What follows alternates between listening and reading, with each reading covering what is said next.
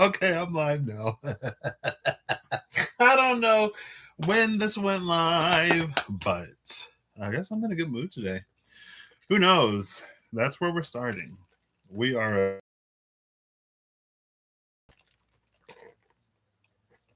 This iced coffee is that 4/5, so like 3/4. I'd say about 4/5, or maybe somewhere in between. I don't know.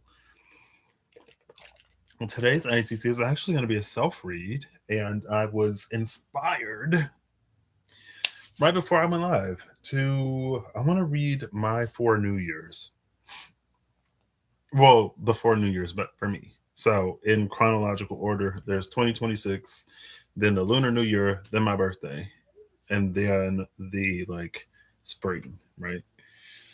And every I guess I don't necessarily have to talk about it. It's not like my stance has changed, and I've mentioned it before.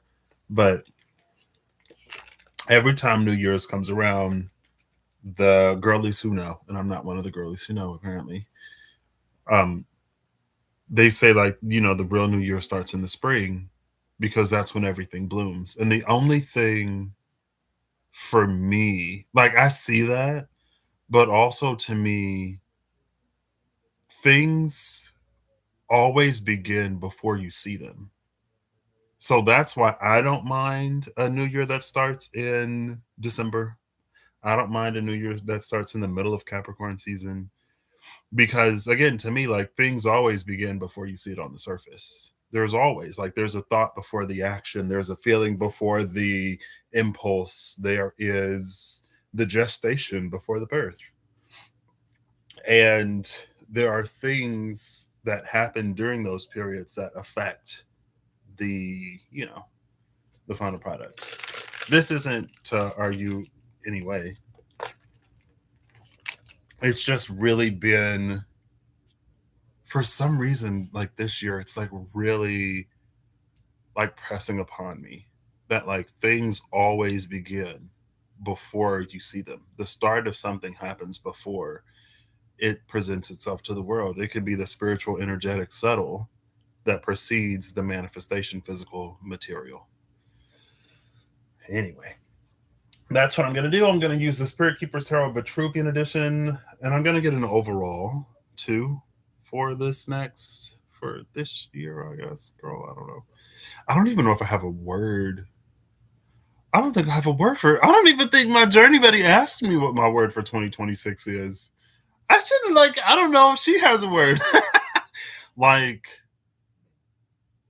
I got a word for my second birthday or my rebirthday last year, which was interesting.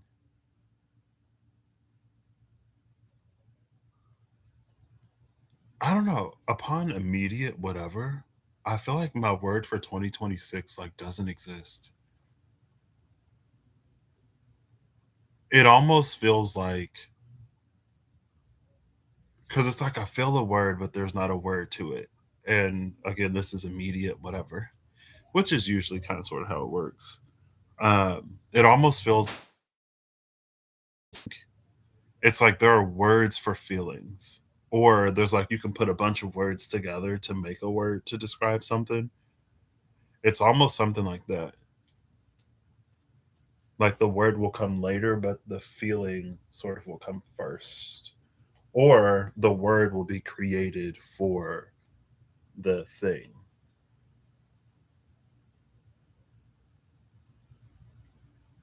Cool. Anyway, so I haven't taken any of these out of the box. This is a self read, so I'll put it in the title.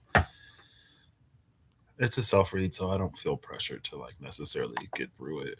Although, if you like watch any of these, you may feel I never feel pressured to get through anything. Cool. The 5769 is interesting because last time it was what 1694, and there was the 6-9 bridge to get to the 4. But this time, well, I guess if it was 1694 and the whole thing by the time you reach the 4 was that you realize that like There doesn't have to be a track. A way will be made, or the path forms beneath your feet. So the 6-9 sort of bridge, it makes sense that that's behind the first two numbers, which are 5 and 7. 5 plus 7 is 12, which is a 3. 12, 12th sign is Pisces. I'm a Pisces. 3 is the Empress. My Venus is in my 12th house. I actually have, so in my chart, my moon and rising are in Taurus and my Jupiter is in Libra.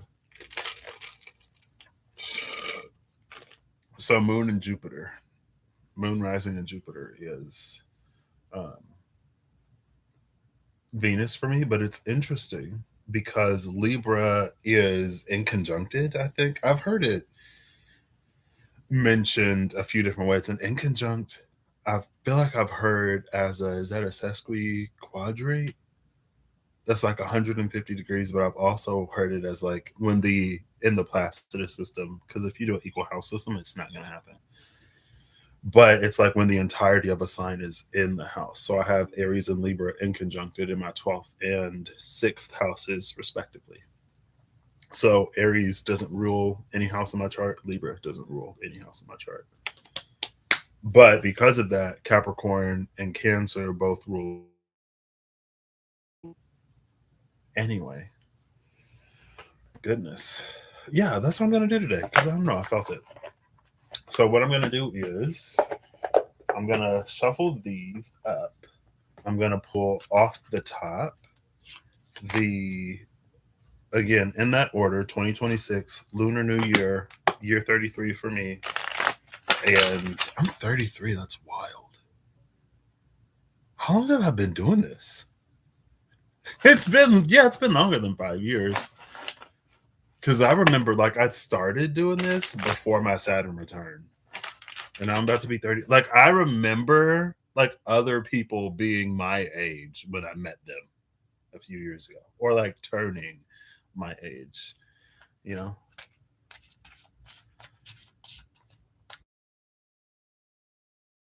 It's for me. Because in, what, primary school and secondary?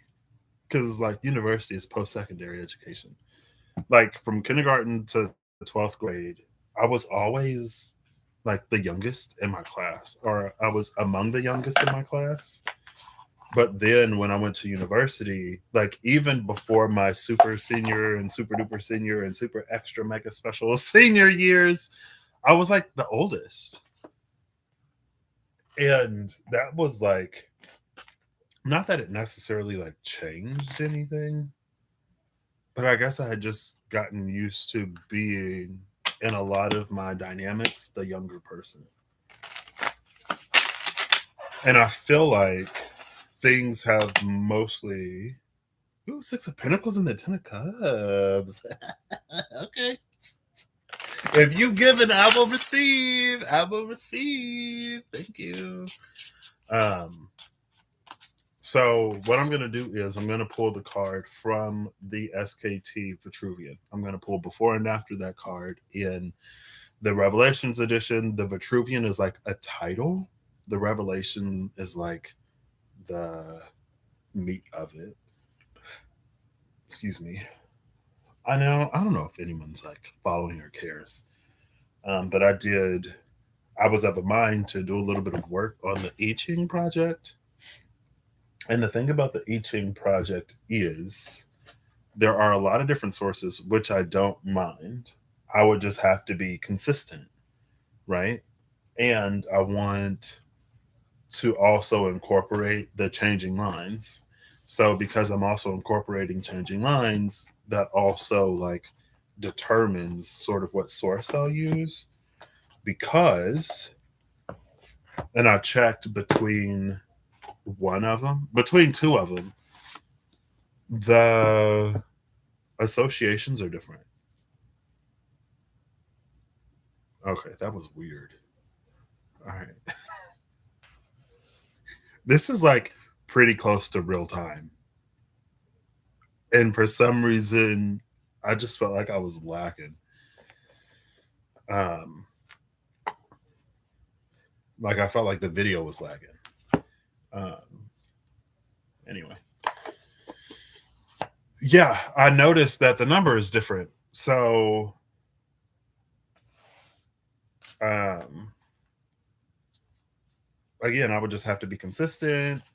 And I was trying to find a PDF where I could just incorporate the PDF and then do all of the coding magic to correspond. Because, like, I don't know if I've done it. Like, if I've run it live, probably not. I have it set up where it will, instead of rolling, or instead of flipping coins, I have it roll or generate a random number. The probability is the same. I mean, it's different because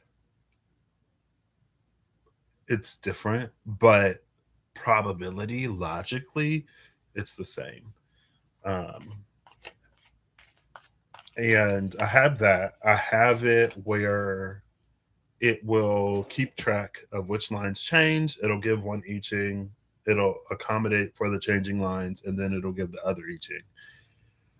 Right. So the only part really is to also incorporate the interpretations. And I was looking at it yesterday, and I was like, I don't know if I feel like doing all this, but because I have I think it's the Tao Oracle, maybe. And that comes with a book. And in that book, they actually do give the changing lines. Ooh. I'm also using the well known archetypes in alchemy because why not? Where are my glasses? The shapeshifter just slipped out. Interesting. What's at the bottom of the deck? The siren. 15 and 18, that's the devil and the moon. Oh, that's siren. That's the jewel in autumn that was also in blood.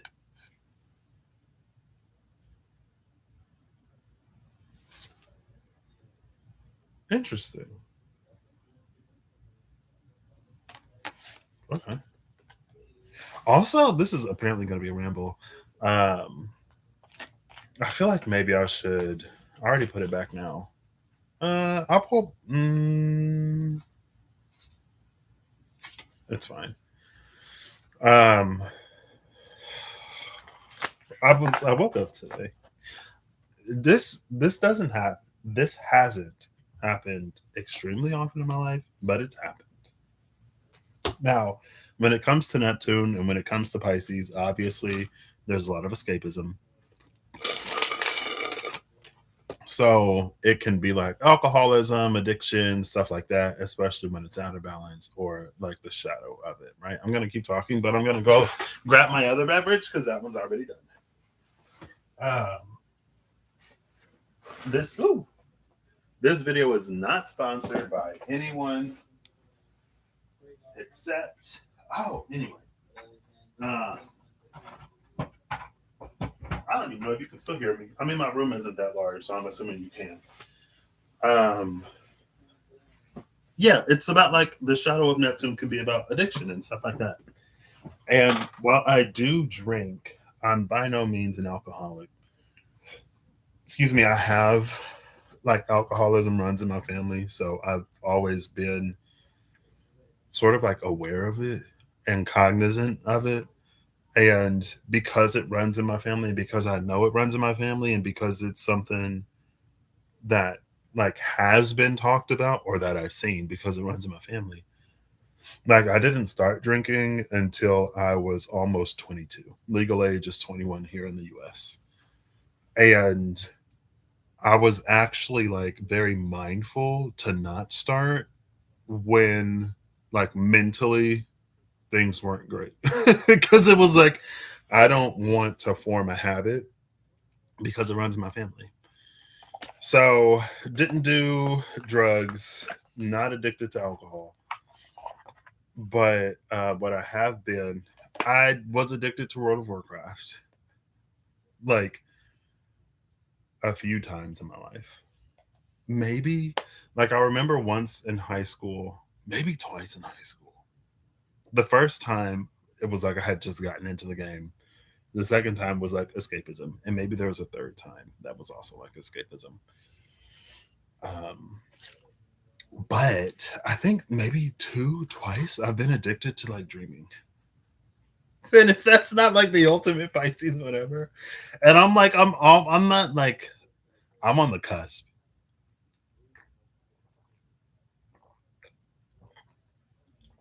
and for different reasons. I feel like I don't. I'm a dreamer, so for me, it wasn't an escapism thing. It was like the theme of dreams and where I was mentally, emotionally, and spiritually. And then like when the dreams manifest, that's all like, okay, like, and yeah, I don't know. I wouldn't say I'm on the cusp of addiction right now. I'm just like really excited to go to sleep and dream.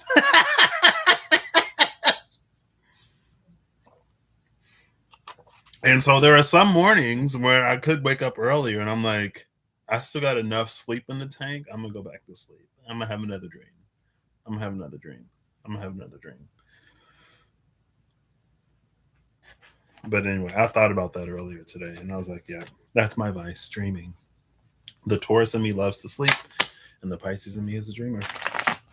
I'm also gonna use the All Winter Oracle by Himi Loa. By Himi. Wow.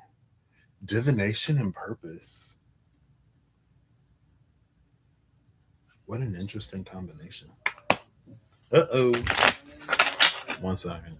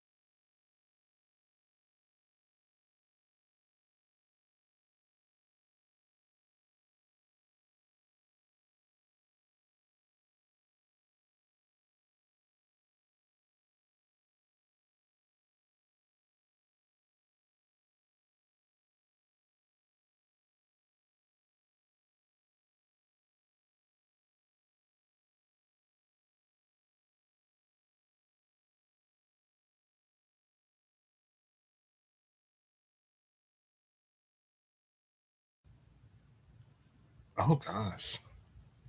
Oh, it's not going away. I just got like hit with emotion. And usually it's like, okay, there we go. It's subsiding. Whew. I don't know, just a proud big brother moment. And like growing up when I was young, I never, ever, ever in a million years would have thought that my relationship would be what it is with my youngest brother in particular. But we live life, we grow, we mature. And yeah, I'm just like, wow. Okay, all right. Now we're back. It has been acknowledged. Where are my glasses?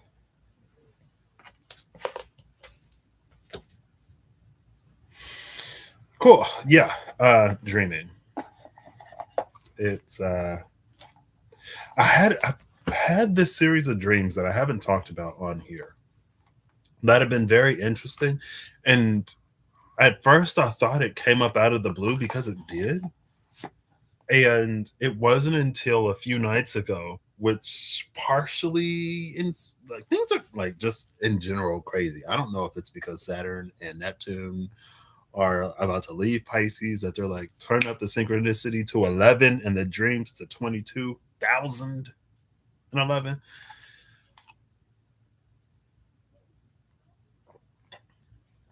Synchronicity crazy, dreams crazy. Anyway, I had a dream a few nights ago. And again, I've had this series of dreams, and it feels like it always starts like in the middle.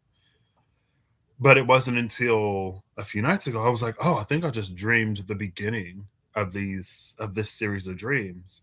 And it wasn't until I was like thinking about like telling my journey buddy about it that I realized that it did actually like I dreamt the beginning years ago. And that was like in the series of a night, I had a bunch of dreams. Well, yes and no and yes. Like I woke up multiple times that night and returned to the same dream multiple times. But also there were like in the first chunk, it was like a two-part whatever. The first chunk I like dreamt multiple times, but in the same like sleeping session. So I didn't actually wake up. I just like dreamt back to the beginning. Excuse me, and it was kind of a loop. And like the dream started then, but then the second chunk was like its own dream. Similar setting, but different. And yeah, it wasn't until I was telling her that I was like, wait, so this actually started years ago. Because they're like, there was, I would say like last year, maybe it started this particular series of dreams. And I had that dream like 2020, maybe. And so it was like 3, 4 years. And then it just like randomly picked up. Anyway, I'm not going to say that's the reason why I'm like, I'm not going to say it's not. I'm not going to lie to myself.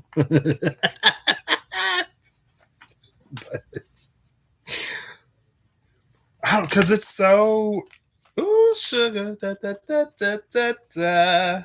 Ooh, mortifaction at the bottom of the deck. Sugar and mortifaction is the energy of euthanasia? Question mark.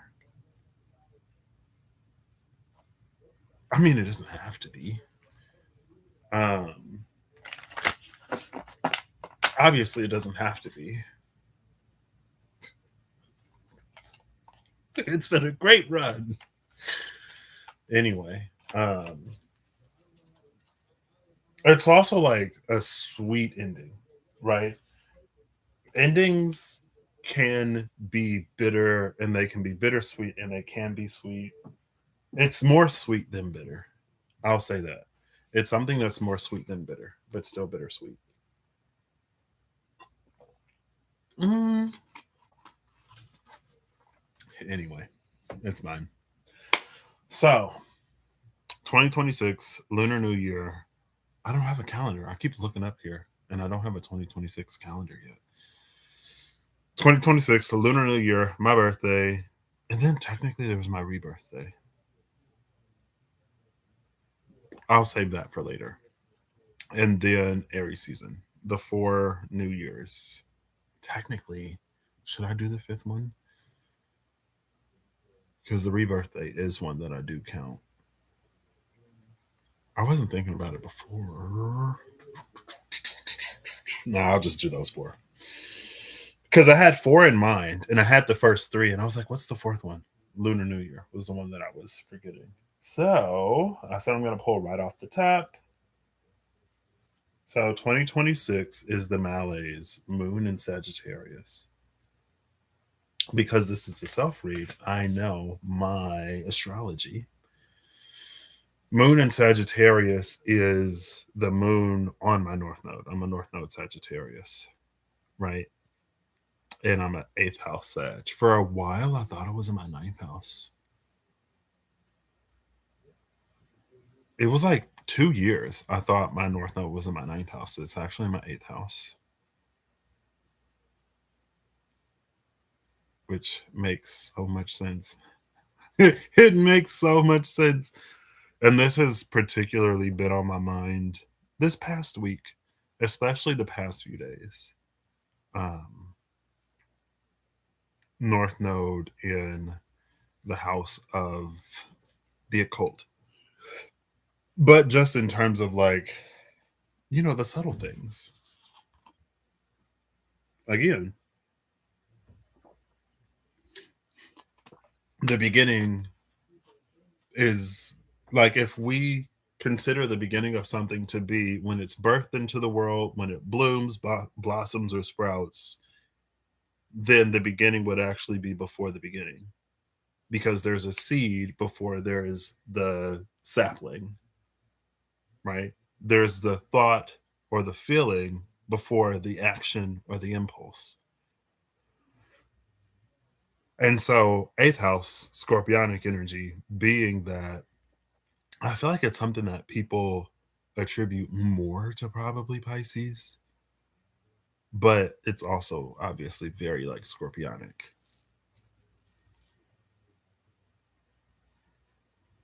And now I'm thinking of like sugar and mortifaction. And it's that, like, it's the gift that death gives to life. At the end, life returns it, but in the beginning, death gives it, right? And you could say it's like how in certain ecosystems, the decaying plant matter, the decomposers put nutrients into the soil or into the ecosystem to support the creation of new things, right?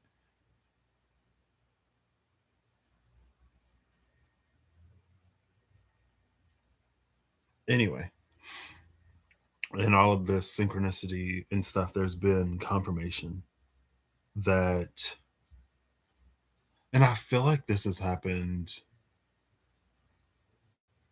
maybe in a different way in other points of my life where I've had to work through like validating myself in whatever way, or just work towards some kind of acceptance of something. And then the external validation happens. Then I'll hear something, see something, come across something, and it's like, oh, well, like, and it's like the validation is still nice, but it's like, well, this is something that I've already had to like work through within me. So, it would have been nice before, but the thing that I appreciate about my journey, and my journey has been my journey, my life has been my life, I haven't lived any other, is that it's like because I have walked so much of my path before I encountered external validation or external conversation, it my knowing isn't wrapped up in anything else, right? And so it's not that my no, it's not that I haven't learned anything, and it's not that my knowing hasn't deepened or broadened because of external whatever, but it's not so intimately connected that if something happens out here, my whole entire internal foundation is like disrupted. You know what I mean? And it feels like from the outside observing, there are a few ways in which that could have happened, right? So imagine like if I went to a church and there was some drama with the pastor. It's like my faith isn't shaken because I know who God is outside of the church that I go to, outside of the hierophant, the pastor that I listen to. Like, you know what I mean? Whereas it could be like, oh my gosh, like this is the person I've been looking to. This is someone I've been like really following. And if they're whatever, then what does that mean? Like now my whole internal foundation is shaken because this this man or woman, human, was the linchpin key part of my foundation to like the divine in whatever way. Anyway, with the Malays being 2026, this again, it's the moon on the north node, which is beginning to shed light on a lot of stuff. And you can see in this card, it's not like she's also given a little eclipsey. Excuse me. And the Eight of Swords in the Revelations edition is a lunar eclipse. There's another card in that deck that's a solar eclipse.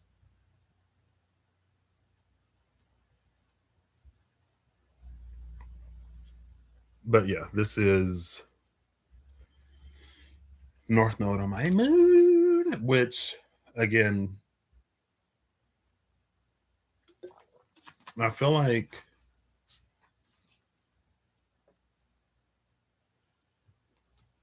where I've been so far, and like 2026 has already started, so it's easy.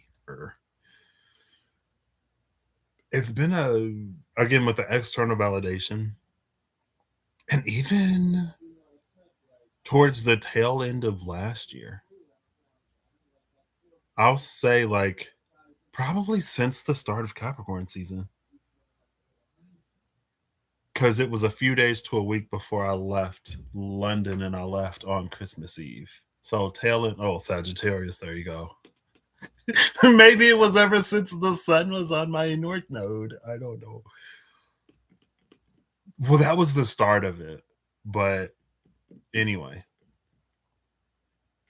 I don't know. It's just like validation, right? And I was gonna say, because I like process stuff in the background. Because there was the mega patron was adopting a new person rather than a person adopting a new patron. And it was like, but there are some threads, if we assume that there are some threads of divinity that run across multiple beliefs, right?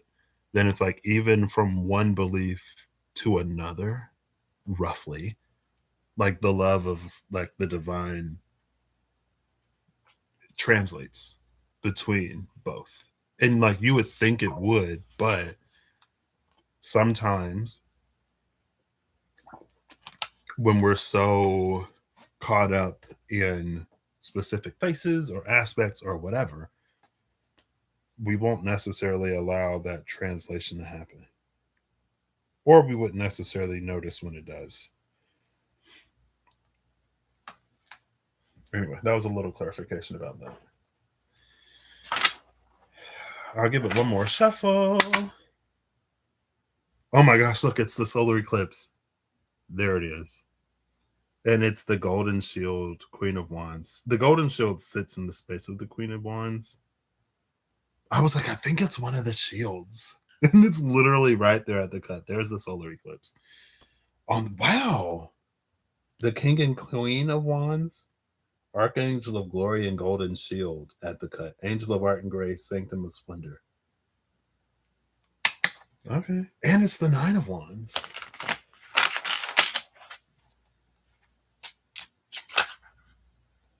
And now the Page of Wands is here. Okay, there's a lot of fire. Fire in my chart. Venus, Chiron, and North Node. They're actually in a grand trine. They're fairly tight. I think my Chiron may be at like 15 degrees, but my Venus is at 17. North Node is at like 17. So it's a fairly tight trine. But two positions are occupied by like Chiron and the North Node. And so it's no wonder why Venus and like when I really looked at my chart, like I was like, it makes sense. More wands. The Herald of the Flame, Awaken the Brilliance, and the Dark Horse came out. All fire. Again, Nine of Wands, King and Queen of Wands, Page of Wands, Seven of Wands.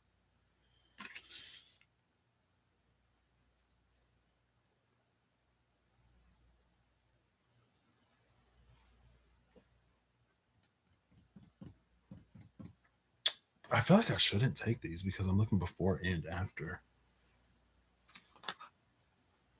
Mm. I feel like this relates to that Nine of Wands energy. And if I had to read the Nine of Wands as the Nine of Wands, it would be just in general. I feel like there's been, and I've told someone about this recently, who's like one of my favorite people that I do not consult. Honestly, that I don't talk to often enough. If I'm being real honest. Um, okay.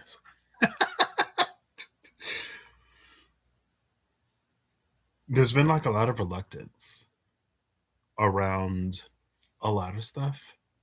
And like this past, yeah, since roughly a part of this, as I was saying, like Capricorn season slash tail end of Sag season, has been like noticing where some of that reluctance has come from or where it stemmed from, or like what the voices in my environment is like the opinions and voices and perspectives that were in my environment as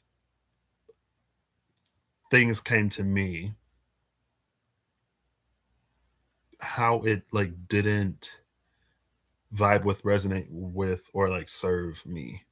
And I listened because of my own. Listened is a strong word. I gave those perspectives more weight than I should have because of my own reluctance, right? And then again, I work through it, get the external validation, but then get even like more validation. And this plays into it. So, like the awaken the brilliance and the dark horse after this, like moon on the north node, malaise, like it's like, yeah, like it's time, girl. She's giving its time. And I love the dark horse in this because I feel like a lot of times we see the Seven of Wands, not a lot of times, but some when we see the Seven of Wands, the Seven of Wands comes immediately after the Six of Wands. The Six of Wands is a card of recognition for something that has been accomplished. So we can assume that the person is so confident and has the high ground in the Seven of Wands because of what they've just accomplished. And this card doesn't necessarily have to be any different, but in this card we see why the dark horse is as confident, or as we see why the dark horse has that position of advantage.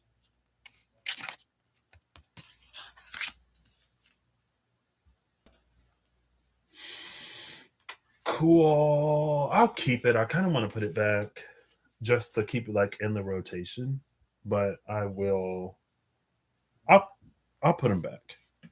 But it is acknowledged. And again, 2026 has already started, so. But honestly, yeah, cool. I don't know. I feel like mentally someone was like, "Oh, I wonder if like Patrick would ever do personals," or maybe I was just like, I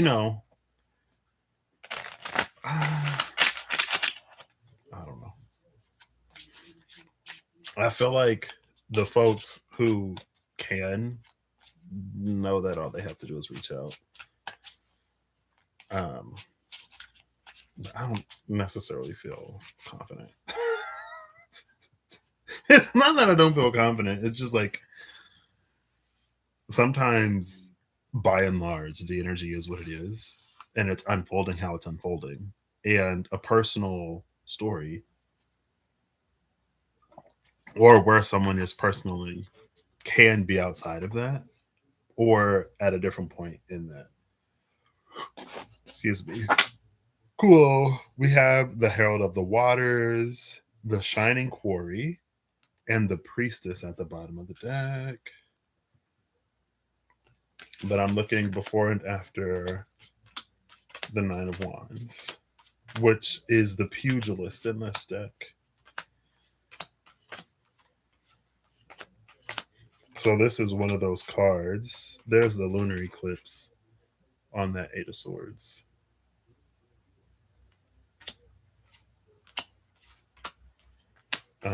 This is one of the cards where the title changes. And here is the pugilist in between the Four of Wands and the Six of Swords, the demiurge and the quester.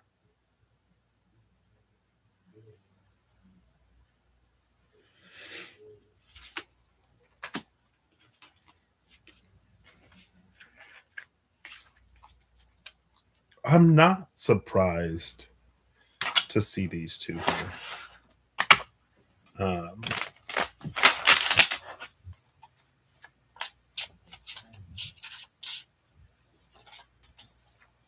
Mostly because of the I am, but I'm not, but I am. Like the metaphor of it to me is clear. The IRL of it. Herald of the Waters at the bottom again.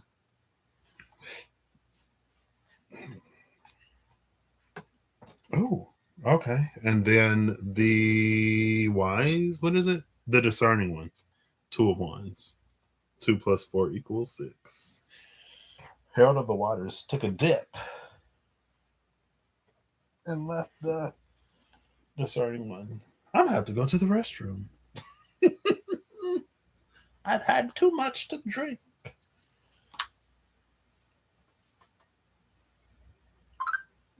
Oh, here it is. I'm like, come on.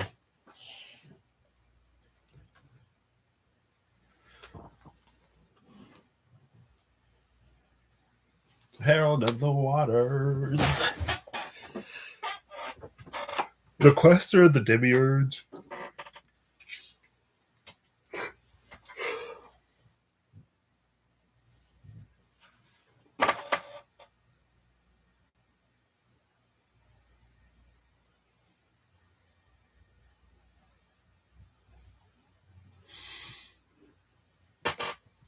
Air and fire.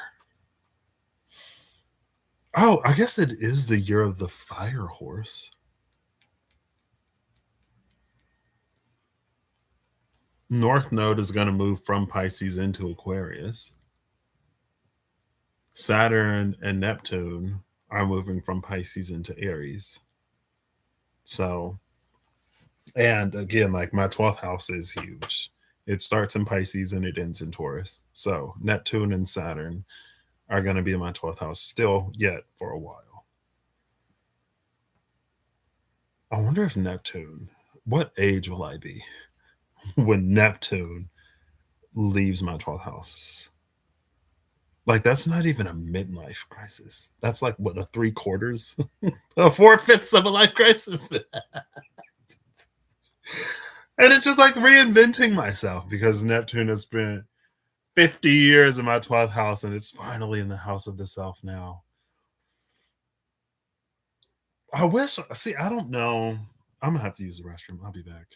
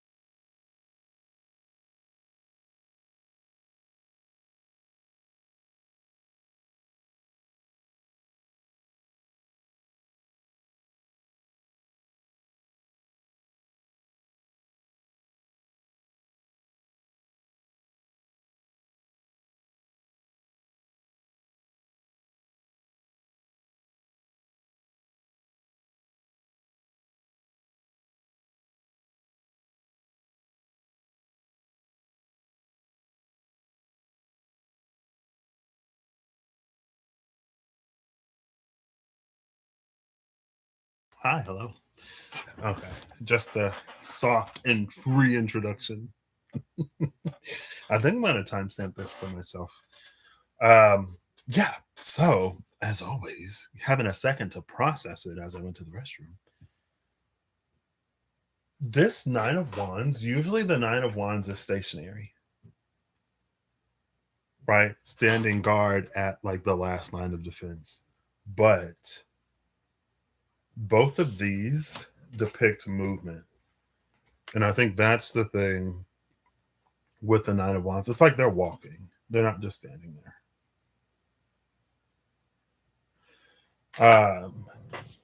That's the thing here that I didn't necessarily mention before. Like a lot of my internal processing and even like the past few years have been internal or localized.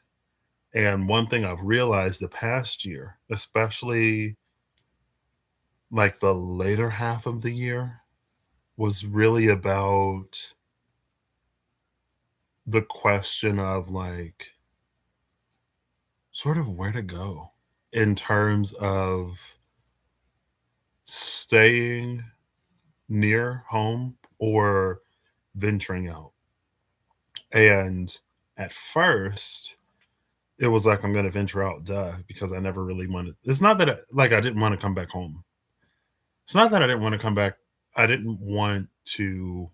If I come back at some point, that will be my choice at that point. I wanted to experience something different. And so when I had to come back, it was like, I don't want to get stuck here because I want to experience something different.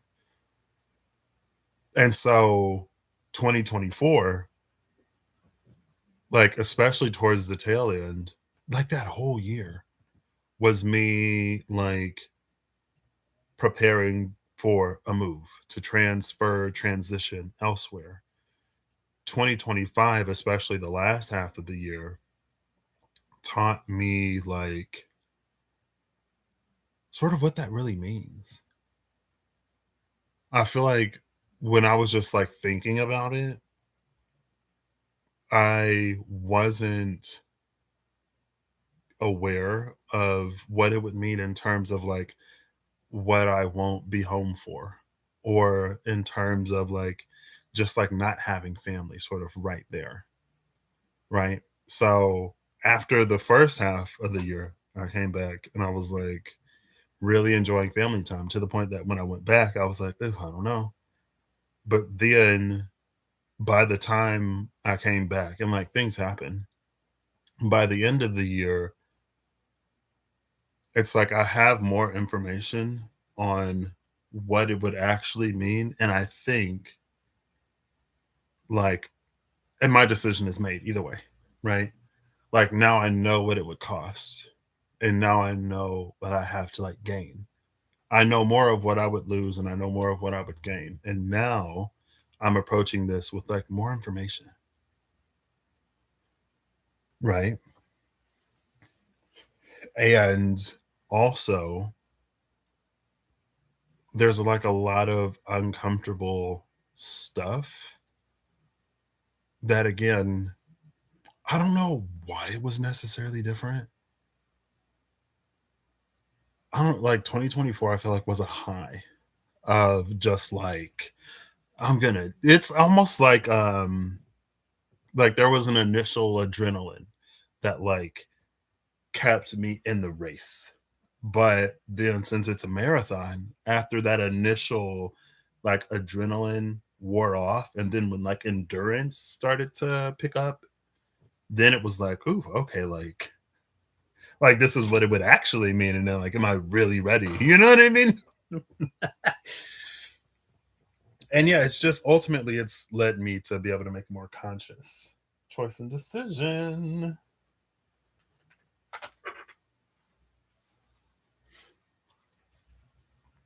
More on the surface. All right, so then I think I'm just going to pull off the top of here, and I'm going to pull off the top of the other one. Other two. All Winter Oracle is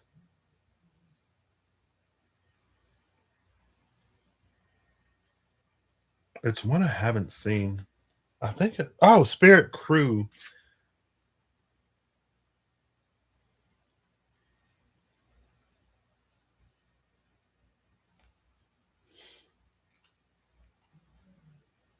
Okay. I don't know why I'm like okay, all right. That's this. And Spirit Crew also includes ancestors, family, friends, anyone who in spirit is like supporting me or us.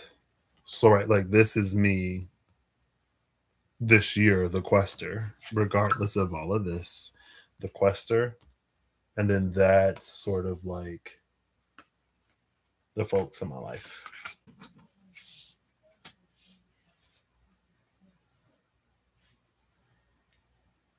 And I think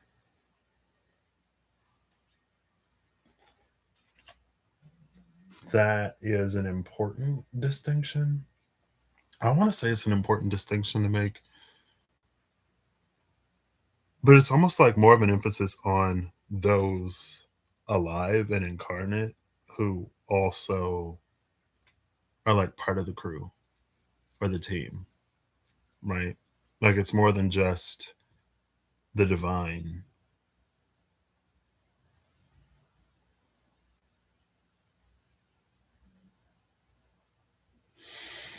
Cool. Archetype is the temple. Spirit crew, the temple. Hello. And the alchemy is smoke, fumus. Now, in this deck in particular, smoke, the gold in smoke warms it up. So it's not the fog. The fog is like that. The fog is the thing that is illusory or fantastical that remains intangible. The smoke is that which is illusory or fantastical that becomes one's reality, right? It's the dream that is manifested or the dream that is made reality. You could say it's like happily ever after rather than just like, oh, this is like a dream or a fantasy that I have. I think one thing, honestly, I don't do too is like, I feel like I don't lean on the divine enough. Or like, I don't like pray. And I feel like when it comes to me, and I've kind of been like this for a while because life, it's almost like I'm like, I'll figure it out. I'll find a way to manage. Like I have my faith and I have my knowing and I have my perseverance and everything else. I was like, between all of those, like I'll be good. But I feel like sometimes it's like ask and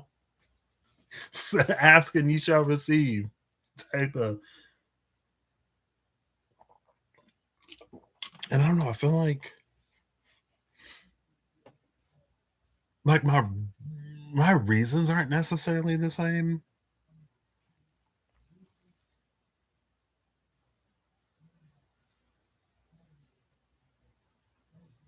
but it's just like a reminder. And again, if the whole thing is like resources and um it's like resources and resources. Is resources and like there's an availability of like if I need it, it's there. But there's also a like it's there for me to like utilize, right? Like just having access is one thing, but also like it's a part of the whatever. Like I was just telling my journey buddy the other day, I was like, I believe that when it comes to reading or doing whatever, we have all the tools that we need to get what we need. Sometimes it's intentionally a question mark, right? But like if there's a book that we have to use, or like if we have to look something up and that's at our disposal, it's fair game, right? So like if you have a dream that you want to interpret, 9 times out of 10, I'm of the mind like the primary interpretation, the primary significance or relevance or whatever is yours. And if you don't know, then you look it up. And it's like percentages don't matter when it comes to the intuition, right? Because intuitively, if you know to go to something, then your discernment will like validate, like, yeah, right? Because, like, what does 90% mean? Or 9 times out of 10? Okay, well, what's the one time? And so, if we have Google, if we have the internet, if we have resources, they're fair game to use.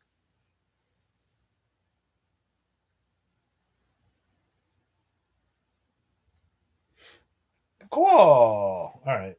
That's 2026. Lunar New Year is apocalypse, last judgment.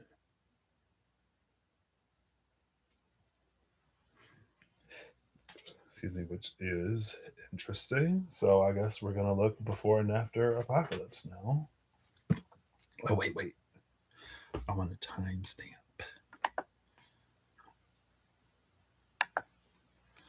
I say 2026. We'll start.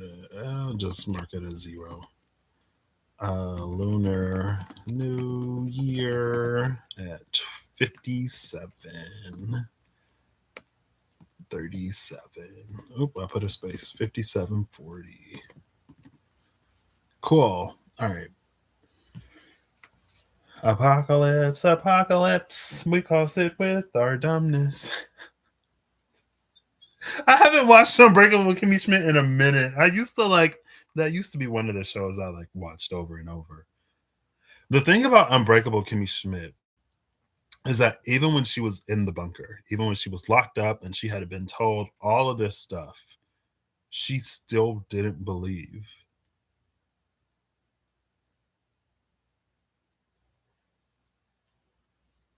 She still knew better.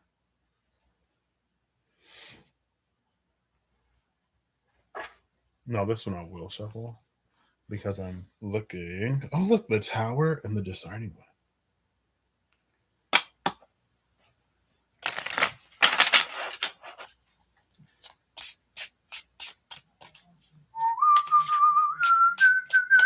And I'll cut it. Bottom of the deck, we have the erudite, the force, and wish granted 987.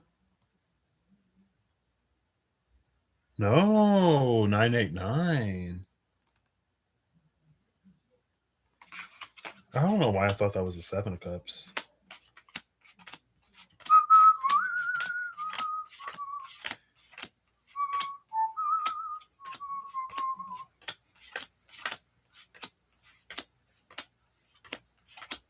Let's see.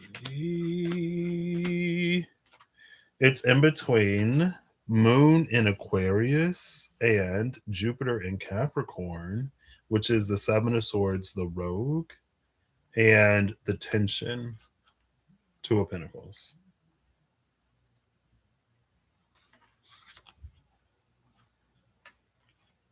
I feel like the moon is coming out a lot.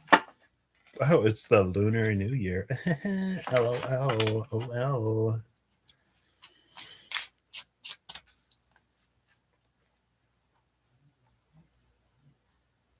The thing about the 7 of Swords that I've really been like, I think, is it the Divine Phoenix Rising?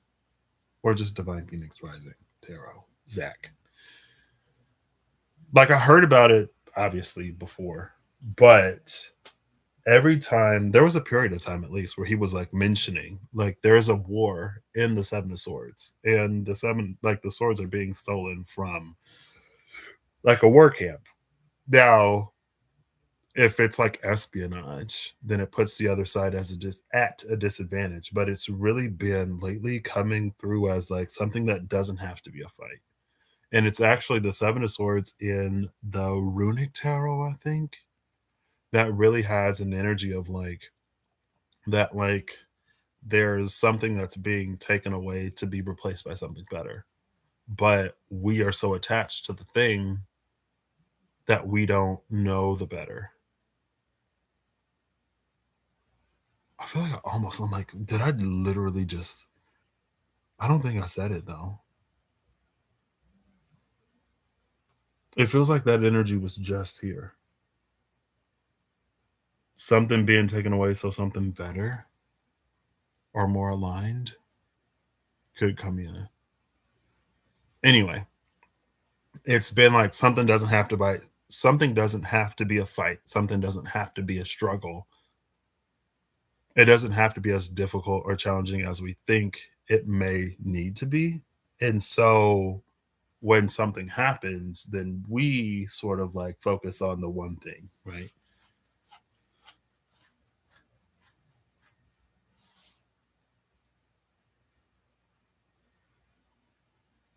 Now the tension being here, I'll put this way. This may make them stack a little easier.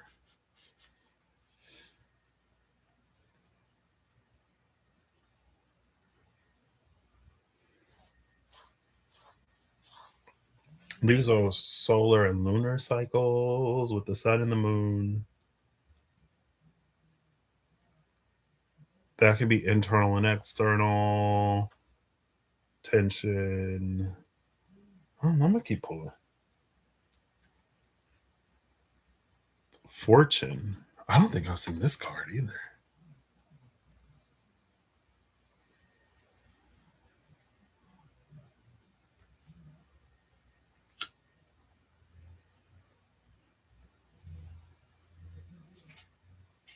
The Siren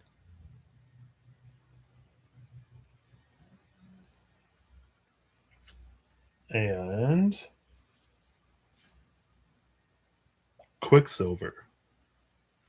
Argentum Weewum. Quicksilver is interesting. Argentum Weewum is interesting because she reads as like the silver of life.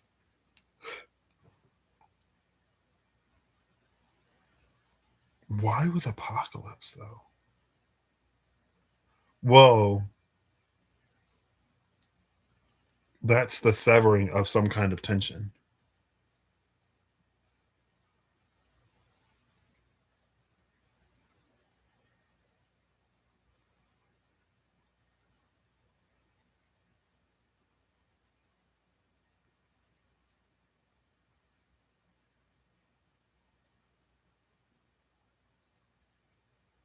Quicksilver is Mercury.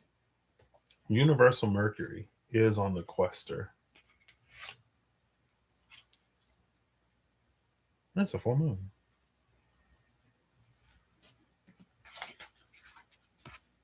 Look, Mercury and the moon, Mercury and the moon.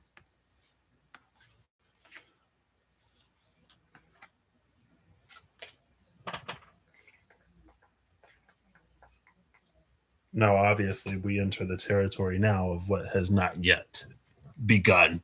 2026 has started, but my birthday, Lunar New Year, and Aries season has not yet occurred.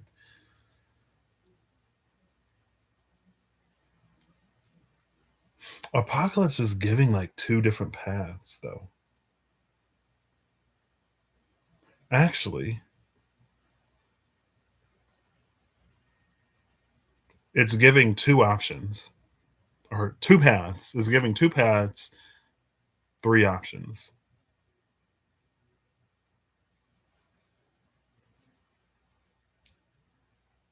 And the Two of Swords was under the Two of Pentacles. I looked at it, I didn't mention it, but it's almost giving that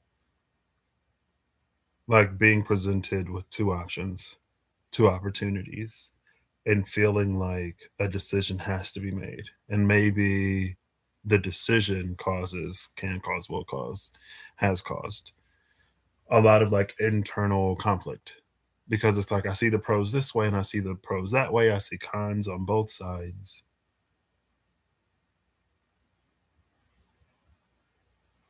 And it's like sometimes we have to be decisive, but it's giving an energy that's like, maybe there's pressure that like these options sort of present, but like it doesn't have to be. It's a sense of emergency, a sense of urgency, girl, or emergency. Emergency is interesting though, because emergency is like the emergence. It's something like breaching, right? And maybe the thing that's breaching is this like third or other option. With a sense of urgency and that panic, it can cause us to like narrow in on whatever, right? And it's like I've gone through what they call it, scam training several times, several iterations of it. And one of the things that they usually do is create a sense of urgency. You have until today, or you have until whatever amount of time to give us this information or to give us this money before we escalate, blah, blah, blah, whatever. And it's a tactic to get people to panic so that then they comply with something that they think they have to do. Like that, they take on the projection of that urgency and then they're like make a panic choice and decision. But it's like there is the left path, there's the right path, as these two ibises, or this twin-headed ibis. She's giving Janice energy. Um, but then there's like this alpha and omega in the middle. There's this twin snakes, twin serpents in the middle.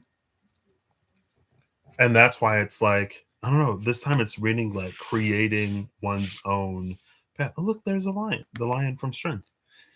It was the hermit strength and the wish granted.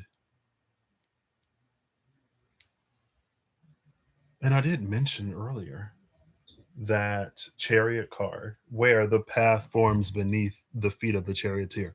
The 6-9 bridge, 5769 is like the 6-9 is in the past.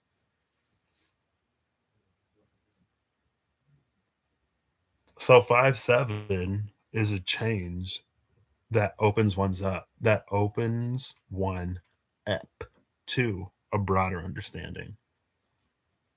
And that broader understanding could be not giving into that sense of urgency when presented with a choice or an option or at a crossroads to see that there are more things.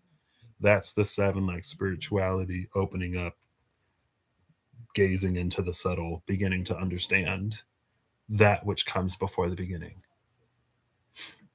or that which would come after an end.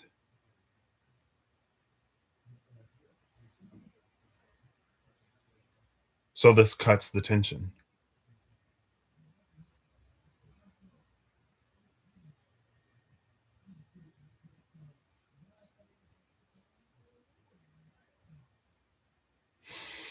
18, between 18 and 24 is 6. 6 is the lovers. Lovers can be a choice or decision that has the ability to impact someone for a long time, if not the rest of a lifetime.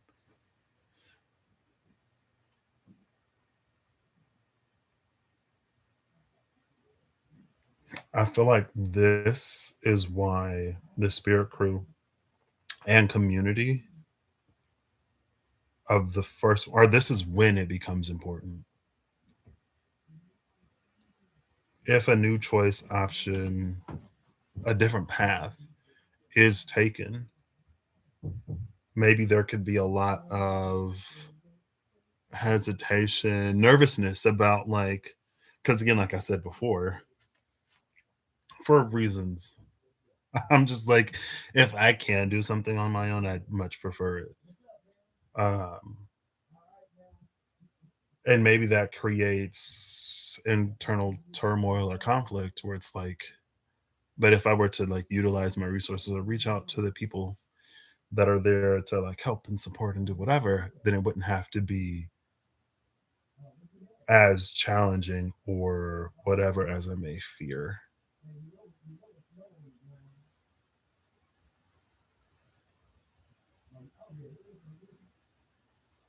Mercury is also the planet of communication. So I'm like, okay. Because the quicksilver in this is still, but the silver of life,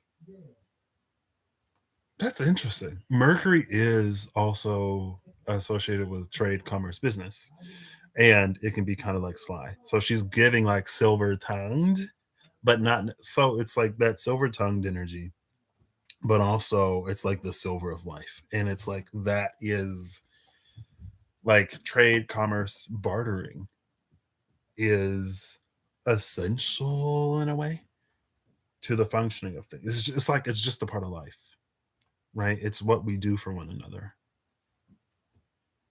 type of energy. And there's a lot that I want to be positioned to be able to do, which I've talked about before.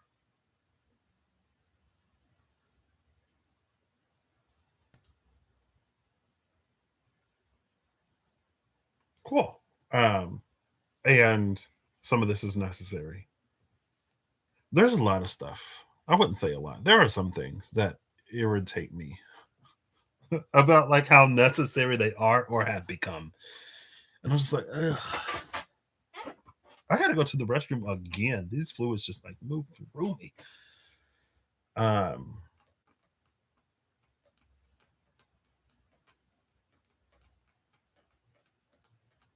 and so it kind of is like the siren is almost this energy of like following the call, right? If there are two different options or multiple options and none of them feel correct for whatever reason, it's like follow where I feel called, follow the pool, and just trust myself in what I feel pulled to. I've done a lot of work, especially over the past, it feels like a lot of 2025, it feels like, was breaking down a lot of stuff and like the truths of like who and how and why I am and like what I'm sort of like drawn to or averse to, either way, and why, right? And there are times, there are moments where it would be more convenient or easier or whatever to just do the whatever thing anyway. But there are also times where it's not helpful, right? Like it may be easier or more convenient or smoother in the short term, but in the long term, it would be more potentially more like damaging or misleading for certain things to not be like said, known, communicated, whatever. I guess in multiple ways, yeah. Fire horse is also a fire horse, so and again, it's like there doesn't have to be any tension, there doesn't have to be internal any internal like conflict or turmoil. It's the silver of life.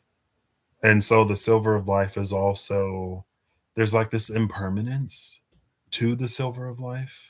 There's an embracing of the seasonality of certain things, right? At the very least. Because quicksilver, it's very like I feel like it evaporates or something. I know it's not good for you, but it's also a way that we measure temperature, right? Mercury thermometers. This one is like hanging on. You see that? Whoa, hanging on by a prayer. Yeah, I need to when I get this retwisted, like strengthen out of that, please. Anyway, cool. I'm gonna have to go to the restroom again. I'll be back. I know, I'm sorry.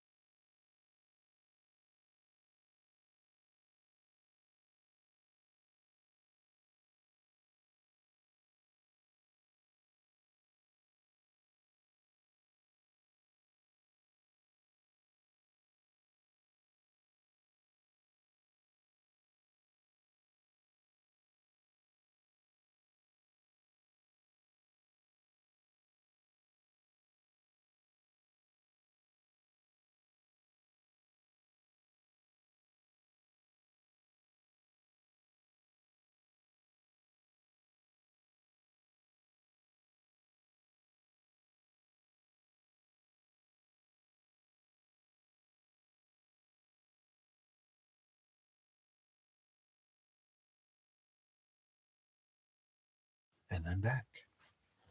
I try to be mindful to not just come back like, ah! Anyway, as I went to the restroom again, I literally like I reached this point where I mentioned it in the 2026 part where I've reached a decision, right? I am more aware of like the pros and cons, what I have to gain and what I could potentially lose or what would be different. It's not even necessarily about losses, right? And like again, like I've reached this point, but like yesterday I'm like, okay, but like what do I do? And so maybe again, it's like there are like I have resources both natural, physical, and energetic spiritual, right? So not only is it like ask the divine, just it don't hurt to every now and then be like, hey, I need some help.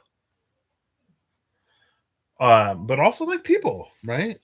Again, and like the resources, the people are there.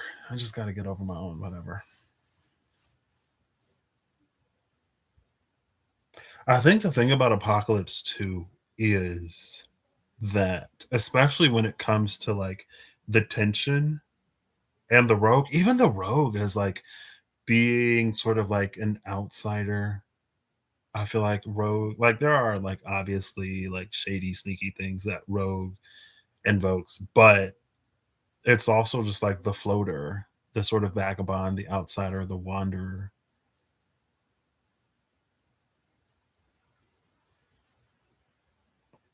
And it doesn't have to be that.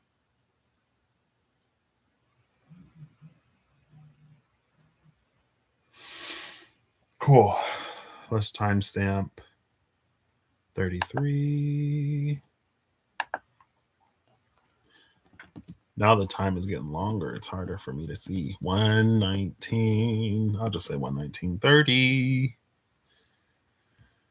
This is, oh, it's 120 now. This is your reminder, Patrick. Timestamps on this channel are approximations. Sometimes I clean them up, sometimes I don't. All right, so 33 is the keeper. Interesting. Spirit and petition of spirit.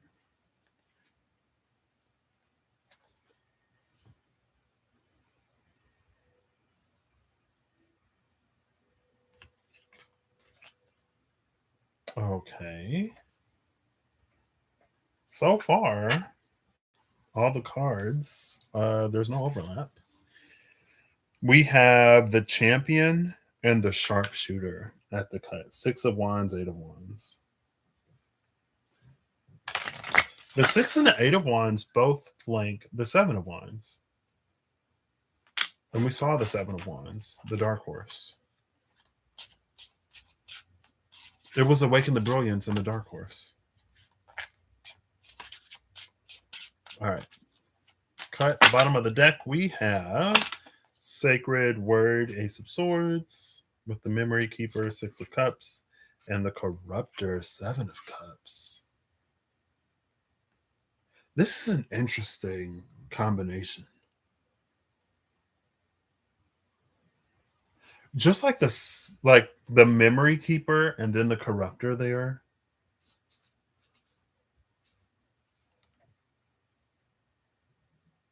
Because it's like if you like 6 out of 7 of these are represented here. And so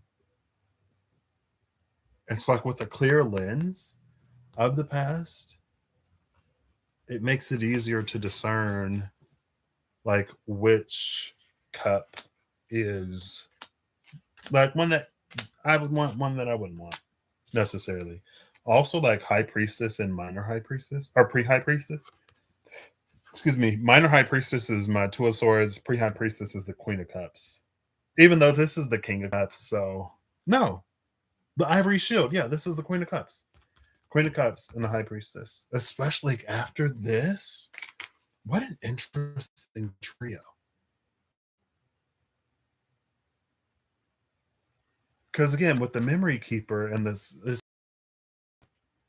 it would only corrupt if the memory is forgotten. The keeper is out, and then it's like priestess and high priestess.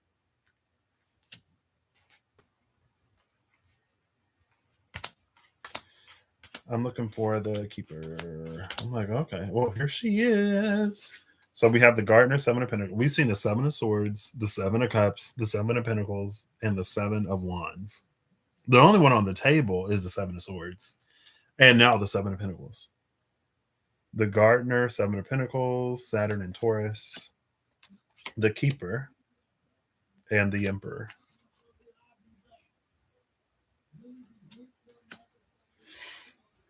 Interesting. And then the Archangel of Glory was after that Emperor. We saw the King and Queen of Wands, what, at the cut in the Vitruvian edition, when all that fire was there. There still isn't any water on the table. Wheel of Life just flipped over. I'm going to put it back with the Magician at the bottom. This is 1 in 10. And then the Seeker is under the Magician. So this is like 10 10. 1 0 1 0.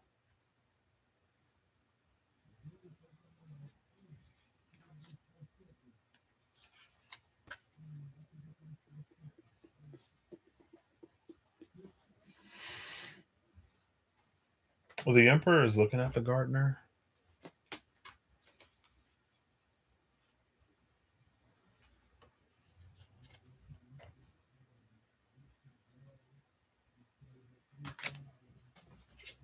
I feel like this is, I mean, it makes sense with how last year went down.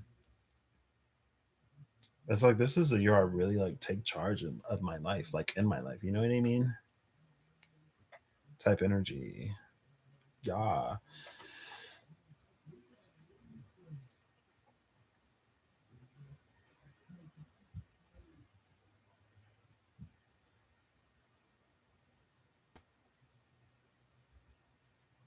Let's just keep pulling.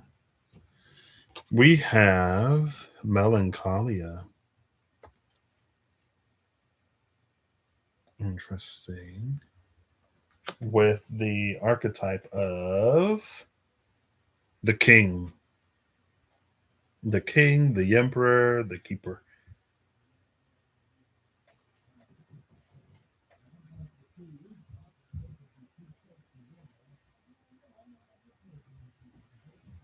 And the alchemy is sugar. Dun, dun, dun, dun, dun, dun. It's back.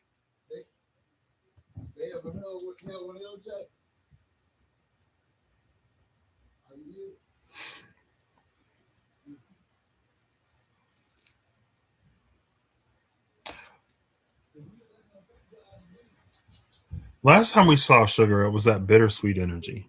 Well, it was like more sweet than bitter, right? Because it was sugar came out. Bottom of the deck was mortification, mortifaxio. Because I'm looking at like melancholia, which is like melancholy, but then there's like sugar here. We have the king and the emperor, the gardener and the keeper. Like a gardener and a keeper is like one that tends to something, right? Like a groundskeeper type energy. They maintain.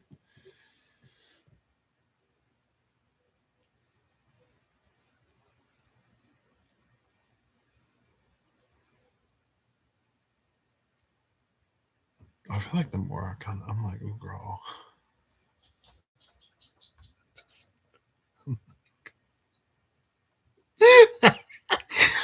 I'm like, what? Like, I shouldn't be surprised because again, these New Years happen.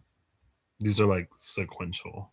2026 Lunar New Year, my birthday, and then Aries season, Zodiac New Year. I'm not surprised to see an Emperor energy after because of what we've seen up to this point.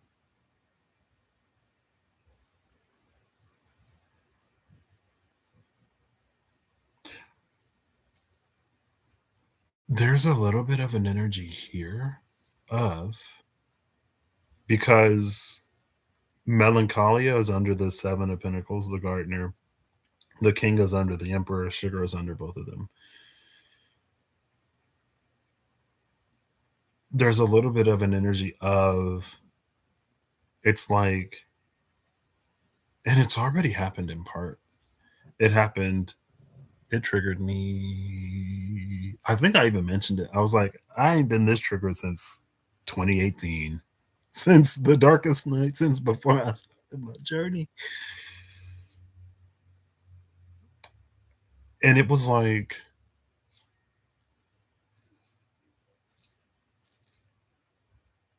there are a lot of things that I had, a few things, I won't say a lot, some things I had like negative, I had fears around. And the fears were strong enough for me to have like strong negative feelings and aversions to whatever, right? And it was actually last year that more consciously I noticed that I had already crossed like several thresholds, even towards the end of the year. Like I had already crossed several thresholds that like were beyond the border boundary terminus of like the past, right? And again, like it spooked me. I was gooped. I was gagged. I was shook to my core.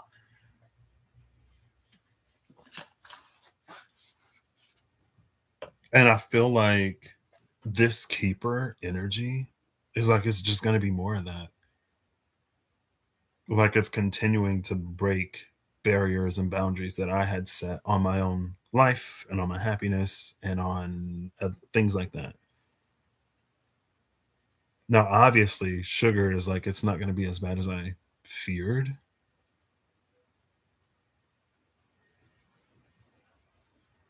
And I feel like the keeper is like I'm going to have to keep myself as well as like be kept. I've been kept. There's one thing about 2025 Patrick was kept. Thankfully and graciously, so graciously. Because 2024, 2025,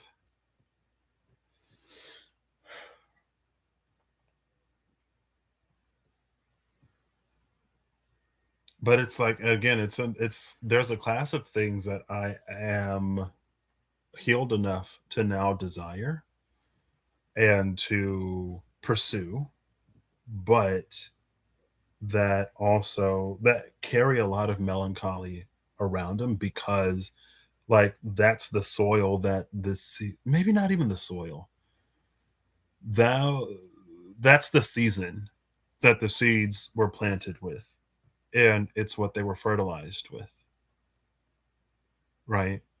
The soil is kind of neutral, but for a while it was in a blue season and it was with nutrient poor fertilizer that a lot of it was, supported with for a while.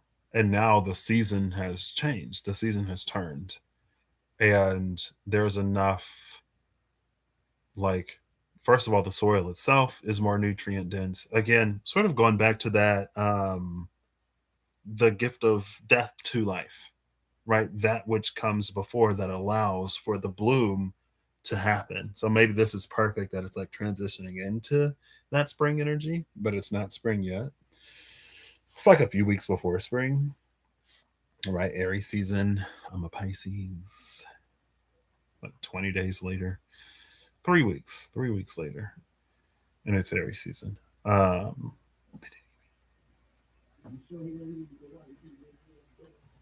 um, where was I? I just distracted myself. The season's changed. Everything is like rich and it's like growing. And Yeah, this is more of that. And the emperor is looking at the gardener.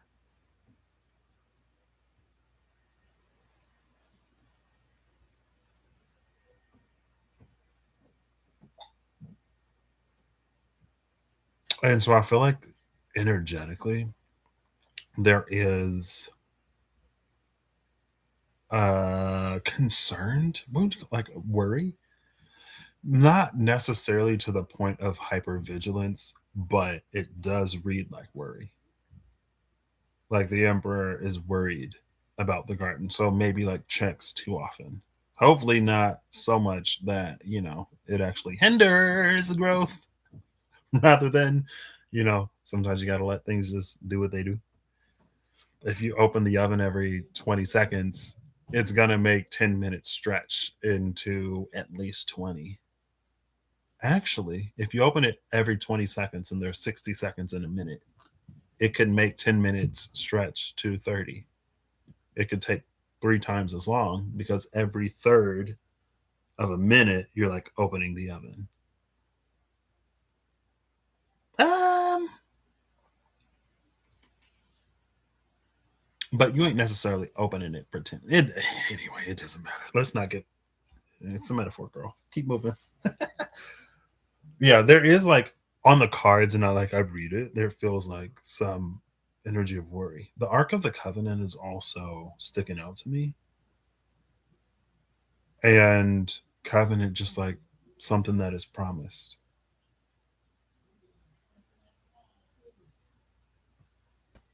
So this, if I were to read this, and I am, it's almost like in the first part, there's like putting down the heavy burden, moving forward. It's like removing the burdens as someone walks and being reminded that there is community there, right?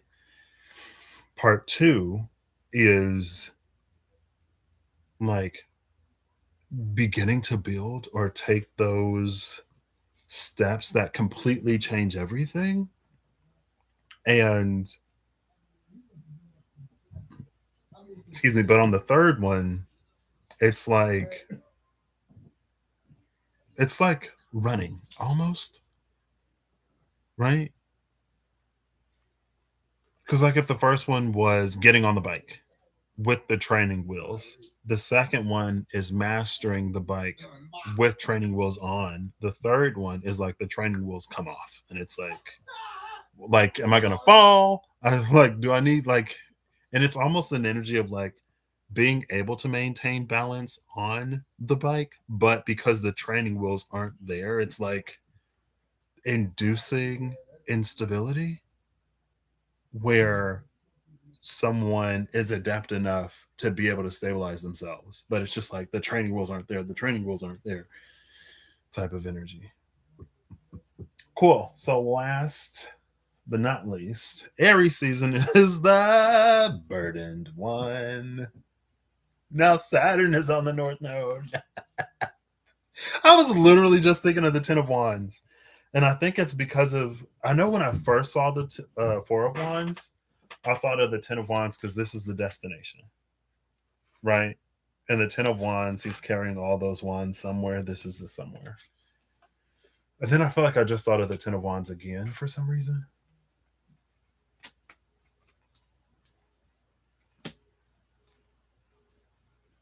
So from the Malays to Apocalypse, the Keeper, the burdened one.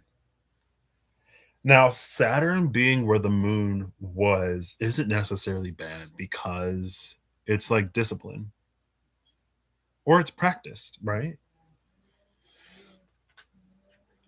Especially with the metaphor, right? It's because someone has gotten used to, you could say, like, you only learn to ride a bike once because they say it's one of those things that, like, you never forget. Like, you never forget how to ride a bike. Um, but it's like Saturn could be there because like someone in the metaphor they learn to maintain their balance. Now they don't need the training wheels. Now training wheels isn't even like a thought anymore. Okay. Herald of the Earth. So we've seen Herald of the Flame, Herald of the Waters, and now Herald of the Earth. The only Herald we haven't seen is Herald of the Winds. Oh, well, there's another card behind it. The Joyous One. Ten of Cups. What? Saturn in Sagittarius square Mars in Pisces. Saturn and Mars, at least on this channel, Saturn and Mars are actually like they're energies that go really well together. Mars is exalted in Capricorn. Saturn, it's almost like Mars has a lot of energy, and Saturn is the only planet with the patience to teach Mars how to channel that energy productively. Right. I am will change my Herald of the Earth and the Ten of Cups. Okay. Right. Bottom of the deck, we have the Bereaved, the Chariot, and the Title card. I'm going to flip the title card because its face doesn't need to be seen. And it's so funny that this is like the unknown because that's exactly the melancholia with the Seven of Pentacles. But because this comes under the burden one, again, it's like those, it's the point where because this is a self read, will, or it's to get to that point because it's like, you know, Aries season will see me doing or having, hopefully having learned to, by this point, do, or being prepared enough to do. It's like all of that unknown that used to be like so scary. It's like being able to confidently sort of not even just like walk, because the will of the chariot keeps these two sphinxes aligned. We literally just saw the will of the year with these sphinxes at the top, the wheel of life, sorry, with the sphinxes at the top and bottom of that wheel. So it's like this is driving the chariot, not that Three of Swords. But Isis is there with the Three of Swords, being like resurrection, right? And resurrection, judgment day, apocalypse is here. We already see. Cool. New World Order, the Angel, and the Dark Horse are under these. There's the Keeper and the Golden Shield with that solar eclipse. I'm looking for the Burdened one. I don't. Yeah, I do. The Burdened one is like Atlas. Looks like Atlas in this deck. I was gonna say I don't know what it looks like, but I recall.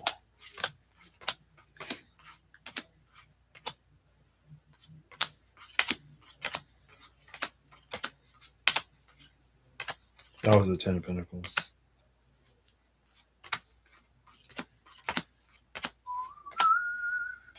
So we have the Grotesque, the Burdened one, and the Champion. Five of Cups, Ten of Wands, Six of Wands. Oh, the water! We finally got some water on the table. And it's the Five of Cups. And what?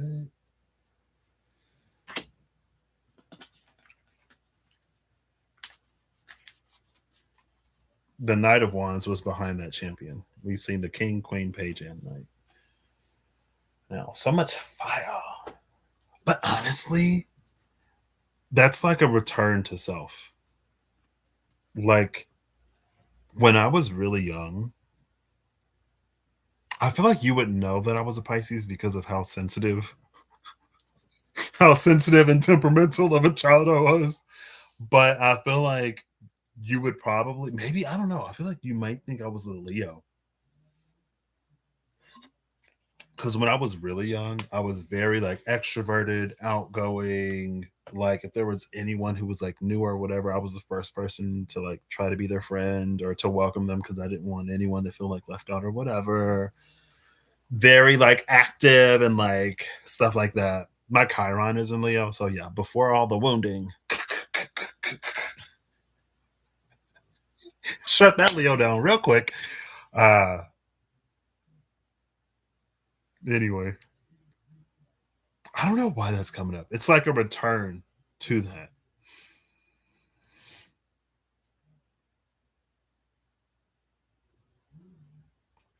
Oh yeah, and Saturn and Neptune are moving into Aries as the North Node will finally be moving out of my 12th house. So it's perfecting the lessons of Taurus and Aries as it's finishing its transit in Pisces. Because again, it's like my 12th house is huge. So the North Node has been there for a minute. Mars in Scorpio, Jupiter in Leo, Saturn in Sagittarius.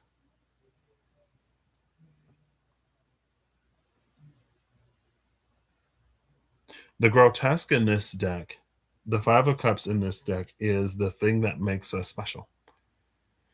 The part and piece of the divine, the spark that we hold within us, that for whatever reason we hide or dim, that we at some point learn to let shine.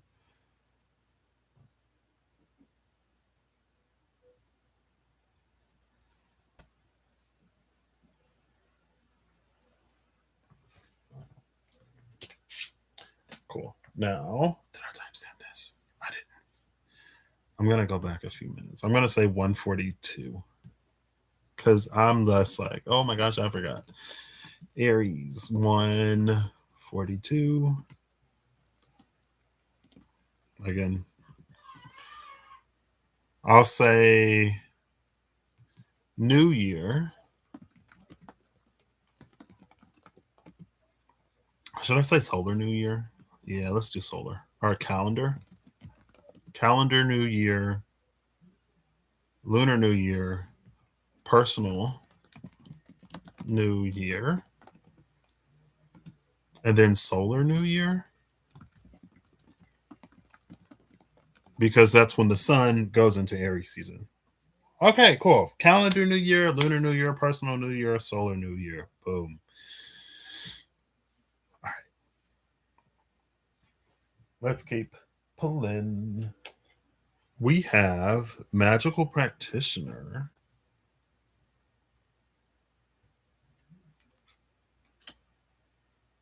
And the archetype of the Judge. Seeing the Judge after the King Emperor, I'm like, okay. Alchemy of Ash. 33. We got 32, 24, 31, and 33. What a cluster of. And there's also like the first one was an archetype of place. The last three have been archetypes of the self. The Siren, the King, the Judge. Magical Practitioner. Oh, okay. When I saw Ash, obviously it was like Phoenix from the ashes. We've already seen Judgment. And in the last one, the energy also was there. That like rebirth, Phoenix from the ashes energy.